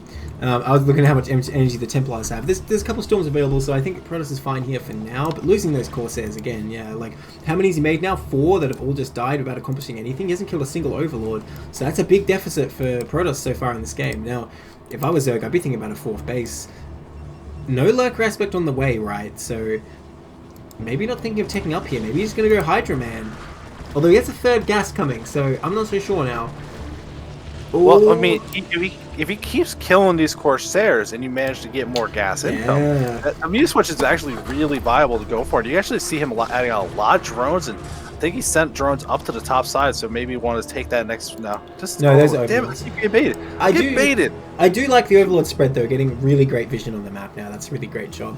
But yeah, like I think Immunity Switch would be deadly here because Protoss already spent a lot of energy on these Hydras. He has some now again, but he's only getting a limited number of storms, no Corsairs whatsoever, no Archons, or Dark Archons for that matter. Ooh, okay, that Goon playing with fire, oh my gosh, but he does have the storms. If he baits them in enough. Oh, well, the Hydra's spread out just as the Templar's going on. Oh, the cat and mouse game right now. Oh, nice bait. Gets a few more Hydras there as well. So yeah, you know, alright, all things said and done about this game that aren't going on for Protoss. This engagements here so far I think have been pretty good for the Protoss. At the natural, that is. I mean, as best as it can be, considering you're on defense, he is starting to build up that reasonable force, and now that the observatory's done, I think once he gets the first observers, that's going to test the water, see if he can move out at all. Yep. We do finally now see the lurker aspect being researched, which, if you're going to get it, I would prefer to get it a lot earlier, but you know what, you're still going to get it. It's still very effective as just being a bulk unit for the ground army. And look at these reinforcements. Tarban really setting up outside his base, going to make it hard for Zeph to move out. If he moves out, like with the big clump going towards that 3rd base, this Blue Storm entrance could be a really deadly flank. We'll see what the move is, and it looks like Zeph is going to go for it. Yeah, we'll see if the flanking force does come in. The Templars perfectly lined up to get picked off right now. He's moving it south. Now the Hydra's having a bad time at the 3rd. Will he be able to pick off all these Templars here and make it worth it? But no, the Hydra's and the Blue Storm entrance are A-moving and getting caught up on these goons. It's a decent trade there, but a terrible trade on the other side, so not worth it at all for Zerg. I mean, with 8 gates up, Zef's army looking very scary. Looks like he's going to push across and put a lot of pressure on. Like you say, Lurker aspect is late enough. This can be very tricky. Now, what is this base for Zerg? That is just a free hatchery as long as Protoss moves over there, assuming he will. +2, going to finish soonish for Zerg, but 2-1 going to finish pretty soon for Protoss as well. Okay, there's a lot of storms available. He didn't burn a single storm in that previous engagement, so I don't care what Zerg's making. If the storms are good enough, he cannot defend this base. And this is not a good angle for Zerg, I feel, either. Because he's going to get clustered with the storms. Oh, the Templar's getting stuck in the back, though. Protoss not getting down that ramp very effectively. A lot of energy available, though. Just throw out all those storms. Don't be shy. There you go. Decimating his Hydras. Oh, his Observer, though. Well, not that he needs it yet. Kills that base easily. Can he get a little further forward? Two fish more, but that would have been nice. They got him on the egg, so we do see Archons being made, decent storms going through, but where's the Observer? Where's the Detective? Who needs an Observer? Look at those storms. He just killed them all with storms. They had no chance. And now that Archons are done, if he does the micro trick, he can finish that one off too. Looks like he's not going to, so that Lurker doing, unfortunately, quite a lot of damage. But if Protoss is able to reinforce around the Zealots, this army's looking pretty unbeatable right now. Well, where are the Protoss reinforcements? Just coming out now, but an A-moving goon was stuck attacking Overlord in the choke. That's very unfortunate for Protoss. And there are more Observers on the way. A third being taken. Looks like Protoss getting greedy. Wants to look at a fourth here, maybe. Observer is on the way. Unfortunately, that Lurker has done an inordinate amount of damage. And the Storm's available. There you go. Oh, that's a great Storm in that choke there. And another really good one. Unfortunately, Storm Zone Archon, but with these reinforcements here, I think he can clean up these Hydras still. Oh, rip that Archon, though. Yeah, as long as the reinforcements keep getting balanced, I do keep seeing a trickle of High Templars getting replenished. So always what you want to see, Storm's so effective, so as you lose Templars, making sure you don't just run out of them. Starman really hitting that HQ the best they can, up to 50 drones, so still quite the big economy can keep reducing. But like when they took that fourth base, that forward location, if that was at the top right instead, yeah, I don't know why it was there. Like, was he thinking he's going to set up a big Lurker field there? But look at this, the third base is up for Protoss, albeit no cannons whatsoever defending it. Protoss really got a lot done with that army, and now their position looking a lot better than it was after losing all those Corsairs. Well, okay, what's the move now, though? I mean, all these locations are fairly well fortified. There's no Lurkers at the third, but I still wouldn't really want to attack in there if I was Protoss. Look at this, the Lurkers coming up now. Bunch of Overlords getting killed for free. Well, yeah, as the race is a great vision that you were happy about earlier, that it is just free kills eventually, but still, we try to push forward here. It's a decent little Protoss army. If that Storm whiffs a little bit, lots of Hydras. The Lurker is a little too far back to engage, but it gives something to retreat to. The Lurkers are going to press in, try to get Zeph out of this high ground. It's like, no, this base is fine. Leave here. Don't force this. The Goon's all dying. Base is dead. He's not pulling back. His whole army, like, is just sitting here getting wrecked right now. I'm not sure what's going on. Ooh. Yeah, he needs to pull back out of this location. He's just giving Zerg all these units. Honestly, this swung back in Zerg's favor a lot just now. That's not a good look for Protoss at all. Now, there's only a couple cannons here. There's fourth going up. Of course, with his perfect vision, Zerg sees this. He's going to immediately go for the counterattack, and I don't think Protoss really has enough here. If you can get in position with that Templar, maybe. But I don't know. These Lurkers coming up. These Hydras out for blood. Now, one thing is the Zerg Hive only just started. Well, let's see. I think he can break through here, but here comes the Templar. Oh, if he storms those Lurkers, or even the Hydras, yeah, he storms something. Okay, looks like Protoss will be able to hold. And okay, Zerg's still in a very dicey position then. As long as Protoss can hold all his bases, he's way ahead in the economy. Oh, these Templars! What are they doing over there? Oh, that's a very unfortunate pickoff that Zerg's able to get those Templars. That's really going to make the difference here. And now it looks like Zerg might be able to sustain the offensive. Killing another Goon. Where's the reinforcements? Hydra's coming across. Looks like there's going to be a clash in the middle of the map now as well. Battle's happening on all fronts right now. These Zealots going to be enough to push this back though. And we do see Tarman finally taking that top right base. That's going to be the next move there. So it will, if everything does stay as it is, it's still going to be 4 base versus 4 base. Ooh, the cannon's barely in range to hit that Lurker. So and a little unfortunate to see that. But yeah, if Zeph can keep these 4 bases, he's pretty set up in a good spot here. Absolutely. Tarman is going to keep reducing this core ranged army he's been making. But with Hive about to complete, we'll see what the tech choice will be moving forward. I assume it's going to be Defilers, and Plagues can make all the difference for this kind of fight. Yeah, so if you look at this map, these 4 bases are very good for Protoss, but it's after that it starts getting tricky, because I don't think Protoss can ever really extend over to the left. We've seen people try, but more of like a hidden base thing than actually expanding there. And like once Zerg hits Hive, it's much easier than take out any outlying bases. That said, the Hive is complete, and we haven't seen any Defilers or anything come up yet. Yeah, it's like after this, I guess you take that base that's close to the main, the inner like 9 o'clock, and that might be the move. And look at Tarman, he's just marching across the map. He doesn't care. You know, with all these overlords, he knows no vision. Lurker's not burrowed yet, but just a big exodus, rush towards that high ground. Wants to punch his third base. Lurker's burrow, big damage, but a great Storm doing a lot, as much as he can. The Zealots don't want to engage into this, but Tarman got to put himself in a great position so far forward, and the Lurkers are still mostly alive. Yeah, because there's no Templars here. That's what he's missing. The Templars back at this base, not doing anything. If they were there with that fight, he absolutely could have taken it. But yeah, now that taking this high ground, pretty key for Zerg. He needs to spread out those Lurkers though, because if Protoss gets organized and counterattacks a Storm, you don't want your Lurkers sitting like this, that's for sure. Well, here he goes. Oh, is he going to attack in? I think that would be a big mistake. Surely not. Oh, I don't know about this. Storms have been good from Zeph, but he is going to try to force the issue. Storm's right on burrowing Lurkers. They barely get anything done. Second Storm. Oh, no. The Hydra don't get paid out. Too much damage. And that was a charitable donation if I ever seen one. That should inspire you all to help out your local community. Literally a blood buff. Oh, gosh. And the Hydras go to that fourth base. Yeah. You know, they're going to be able to kill that pylon, but still, too much army literally right next door. Going to be able to clean this up, so barely a loss at all. And Tarman invested a lot in that attack. He went from even supply. He's now down 20, so he was in a good spot, but I think maybe a little more patience, waiting for that consume and that plague, or you want Dark Swarm and Lings, that could be your way in, but he's not like really utilizing the tech he started to work toward and starting to take some bad fights. Yeah, it's... Oh, okay, another fight coming up here. This is Storm. Needs another one though. Not enough Templars here again. Okay, there they are. There they are. Needs to throw out all those Storms. The Lurkers getting in good positions here, but those Storms are pretty freaking good. But there's just not enough Protoss, barely. Still might be an efficient trade though. Especially with Protoss on 4 bases here. Zerg hardly mining from his 4th. Yeah, now you see what I see in the production tab. We're working on shuttles and speed. Oh, there it is. That is the kind of late game upgrade that comes out of nowhere and ravages your opponent. If they're not ready for a speed drop, the Storm just wipes out your economy before you even had a chance to really notice what's going on. So this is a great move later on. Even getting Reavers, we're going to really set up that late game defense a little bit later now that we're in high tech as well. Tarman, again, pushing forward, doesn't care, wants to get into that good position, but that means they're not really utilizing the tech the way you'd want. It's a lot of Lurkers, but I don't know. It's well, just there's too no good. Storms. Lurkers are imbalanced without splash damage. I always say that. So if there's no Storms, Lurkers are pretty good. Okay, they're not good against cannons. I'll give you that. Look, as long as they don't have to run into a fortified position, Lurkers are completely OP if you don't have splash damage. So without Templars here, okay, there's Reavers though. Well, okay, are there Reavers in those shuttles already? No, they're empty. So he built one there.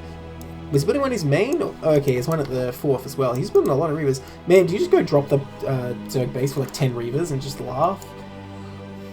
I mean, you could do that, but I think you do Storm drops. He's building the Reavers, because he built the rows on location. They're literally just defense Reavers. Yes, of course. And I guess Zerg's Protoss quite comfortable in these 4 bases, knowing Zerg doesn't have a 5th. Look how many drones Zerg just sent to the 4th. The 3rd mined out.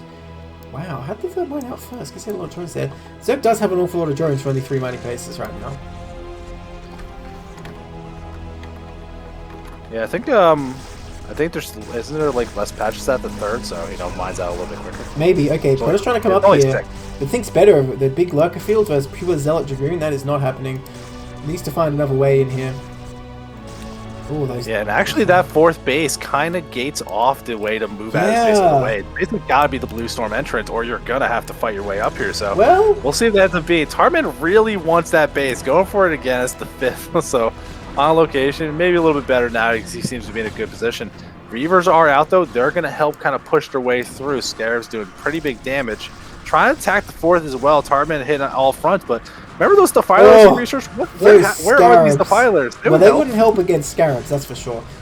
Those Reavers did absolutely insane damage just there, because Zerg was really trying to move forward and snipe them, and yeah, it looks like Zerg really extended himself to this base again. I don't know why he can't just take the other main or something, because as soon as Protoss busts through this, that base is going to fall instantly. And yeah, like you say, no hive tech whatsoever. Yeah, like he researched it. I know he's got Consume. He doesn't research Plague yet, but like this could be that kind of late game thing that would really help out. Throwing out a Plague real quick, going in when everything's weak. Maybe that's your way to bust through. But yeah, now you're attacking into cannons, Reavers. Like Storms are at the ready. Plenty of gateway units being held back, and Ooh, we do got the shuttles. Gonna be used for the Reaver. Gonna work his way up the ramp. Lurker's doing some pretty big damage, but still, multiple Reavers, big damage, and a lot of Dragoons kind of buffering things. Storms are hitting really good as well, and Zephy's a fantastic fight so far. Oh, wait, Reavers are fire. They have Scarabs? Yeah, they're rebuilding Scarabs. He's running forward. No, he's gonna die. Go get him. Alright, well, the one in the back's still alive. But yeah, definitely a great fight for Protoss. I mean, look at the supply right now, almost doubling Zerg's supply. Now, normally Protoss is supposed to be hand supply, maybe not by this much. Look how many drones are coming here. I want to see the Reaver drop. Oh my god. Oh my gosh, that's a lot of drones. Come on, just walk a High Templar over there. Yeah. Just like Metal Gear Solid your way to one glorious storm. Yeah. It looks like Protoss trying to take this leftmost base, or maybe this middle of the map one. That's probably the better choice, even though neither of these choices are very good. But if Protoss can get several little cannons here, it's not too bad. And look at this, counterattack force going, I guess showing us why he couldn't take the 12. Protoss going to send this like one control group over while he's just holding his high ground. I'm not sure this is the right approach, but it's kind of is playing into what Zerg's doing, I suppose, since he's taking this middle base. But Protoss looking for the base in the 12 o'clock main. Yeah. Now, so like as far as the 5th base goes, I like that it is this one because you can position your army in the middle of the map and you go to the down to the left or down to the right towards like that Zerg 5th base he took. If you control that area, you basically cover the entrances to all your bases. Yeah. So I think that does make sense for your next base, but still, like you're saying, it's so open, it is going to be hard to hold. But if he kills off that 5th base from Tartman, gets control of that area, I think he's pretty comfortable to get that. And Pro should not need more than this 5th base. He's starting to really get into this late game army where he's getting all the things you're looking for here. So should be able to really start getting some effective attacks going. Tartman is taking a 6th base, but still not really using the Hive Tech. But I see a lot of Lings on the way, so I guess that is Hive Tech in a way. Yeah, they are pretty good. Okay, these Lurkers coming forward on their own, getting caught by a lot of goons. There is a Defiler there. It does have the energy for a Dark Swarm. There's a lot of goons in this army. Where are the Reavers? There's the Storms as well. Nice, Dark Swarm goes down, but that's a lot of Zealots. They do pull back, though. Ultimately, he doesn't really want to take that fight. Where's the Storms? He's got so many, and that would absolutely crush what's under this Dark Swarm. There you go. Storm and Swarm. A good combination for Protoss. Okay, a lot of Lings. Oh, but the perfect wrong unit to have against, like, 4 Reavers is a whole army of Lings. And look at that, they're just nuking this hatchery. Oh my gosh. Yeah, no, these Lings are not going to get this job done. Oh, oh my god. Oh, satisfying. Okay, he got one. But good lord, that was a slaughter. How many kills they got? I wanted to finish building Reavers so I can see them. I'm even going to get the Defiler. Oh.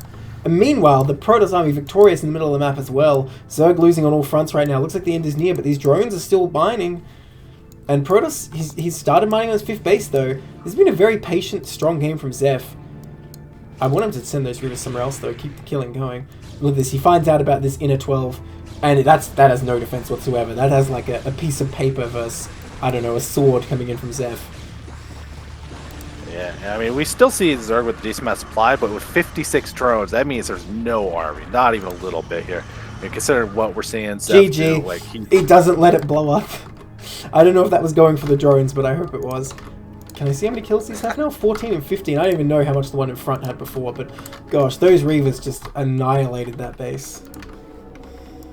Yeah, we didn't even get to see the speed shuttle for harass or anything, just to move the Reavers a little more effective. It's so good late game. You even invested in plus damage, because, yeah, hell yeah, of course. Hell yeah, of course. Why not? I mean, helping kill that hatchery that much faster, right?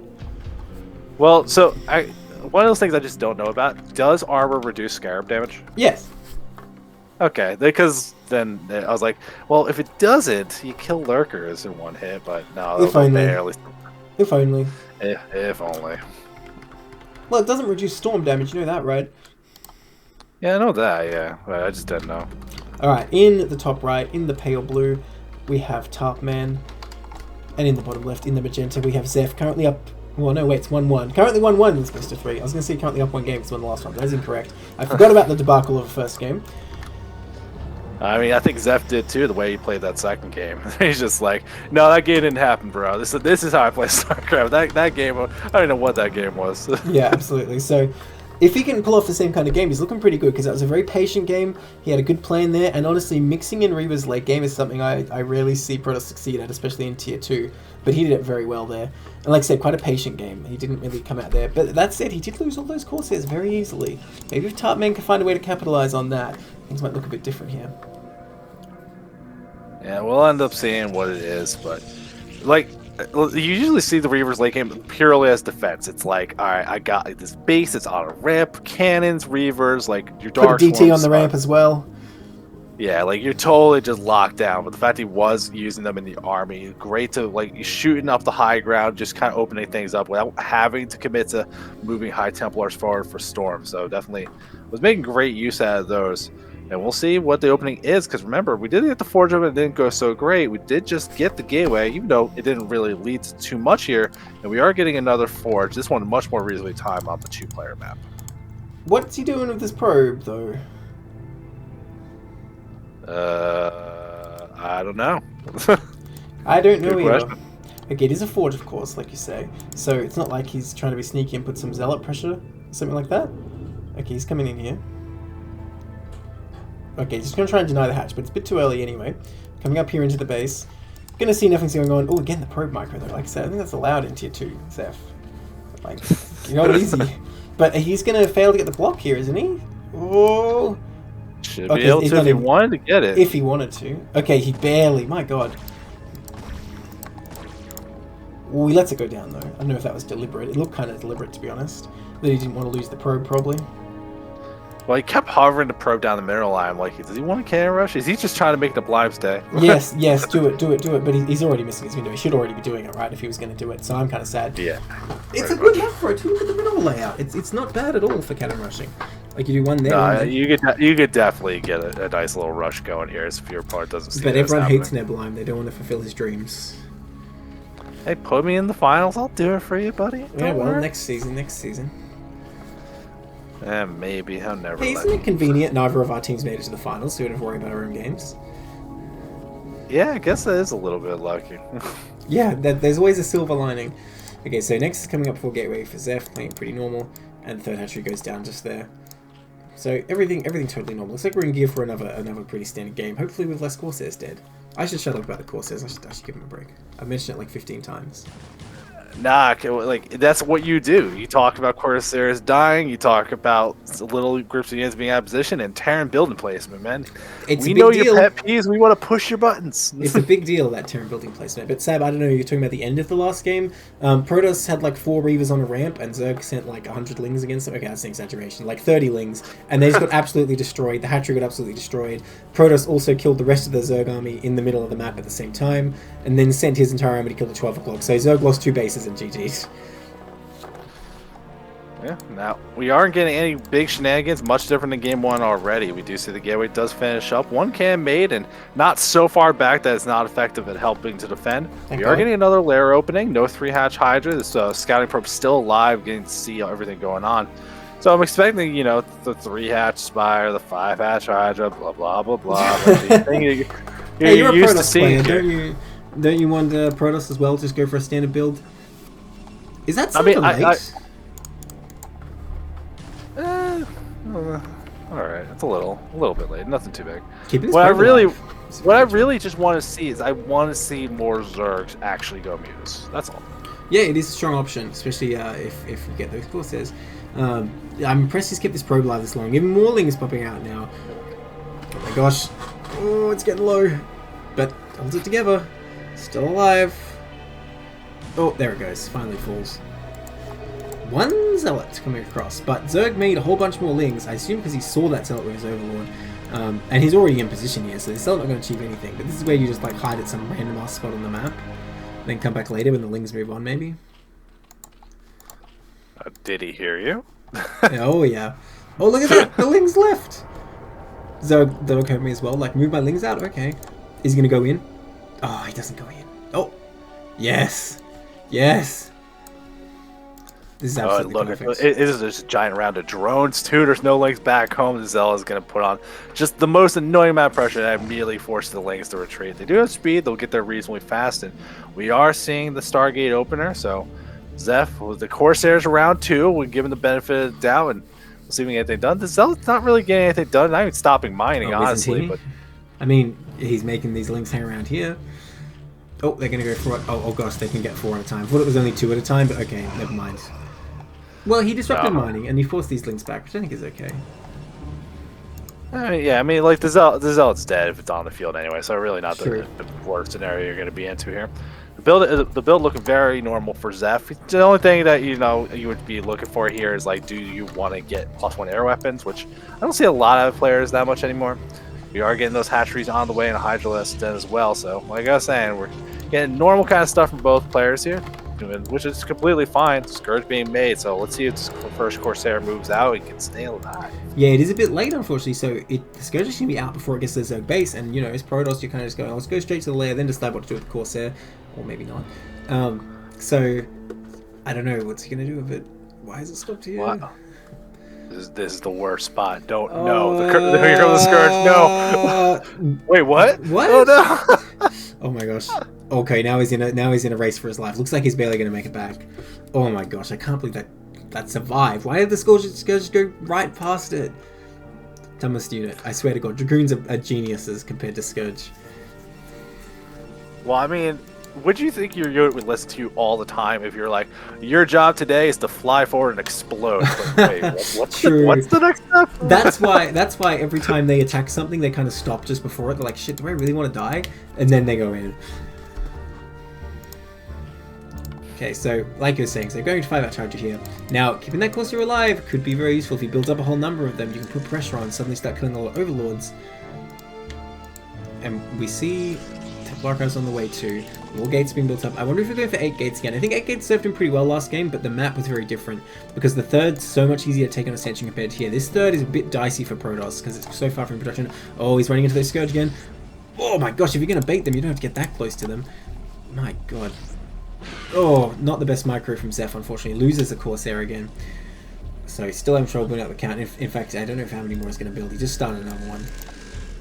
Yeah, I mean, like you're saying, you're wondering about if the Pro should take a third. Like later on, when you commit to the bigger on the defense, storms like and these kind of things can help out. I'd like the move a little bit better.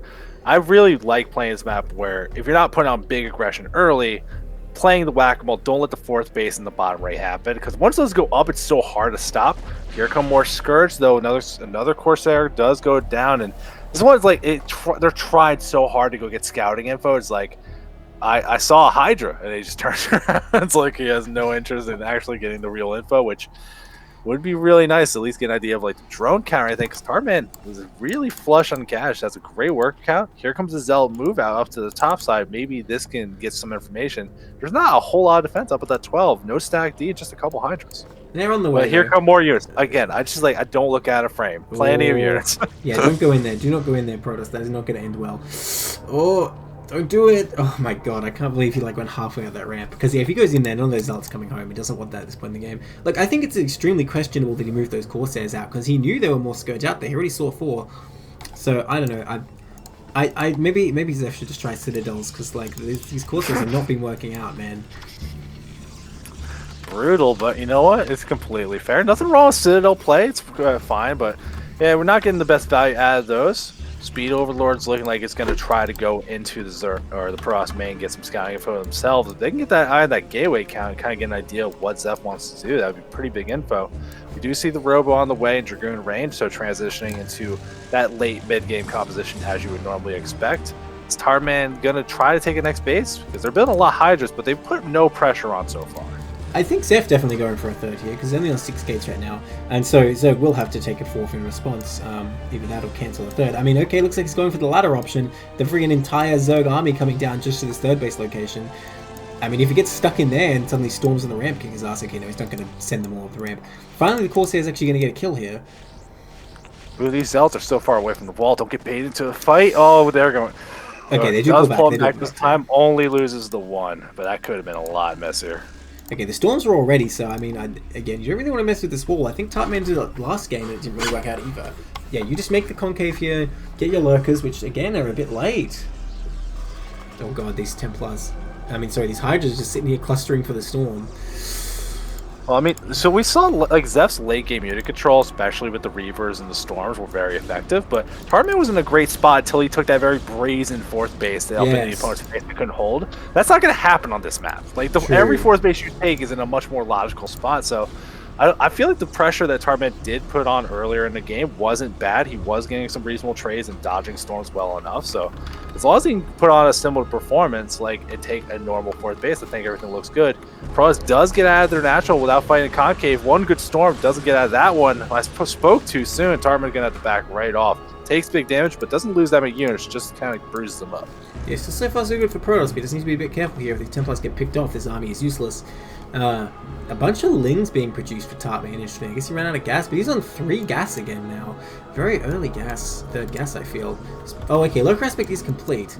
I didn't realize that. One more from back at the natural low.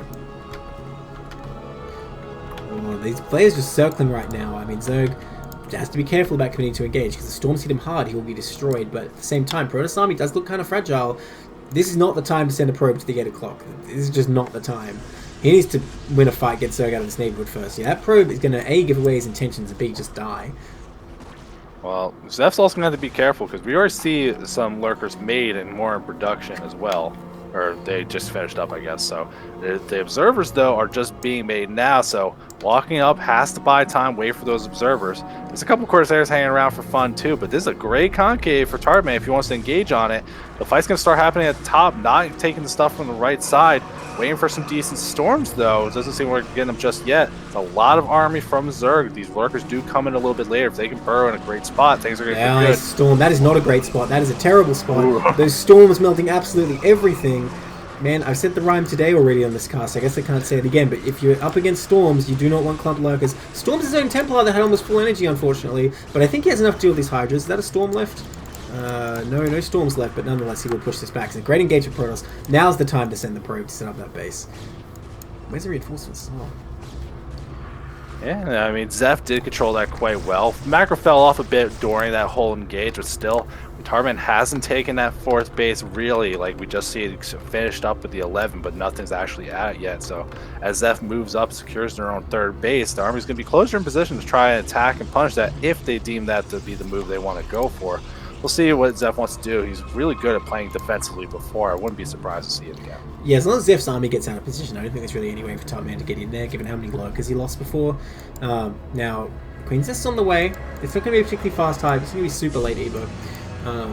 But the thing is, Protoss here already going ham on those upgrades, already has a lot of gates up. I mean, it's already got his observers. The only piece of the puzzle that's missing potentially is those Reavers he wants to add them again. So I'm really liking Protoss' position a lot. Unless Zerg has some plan.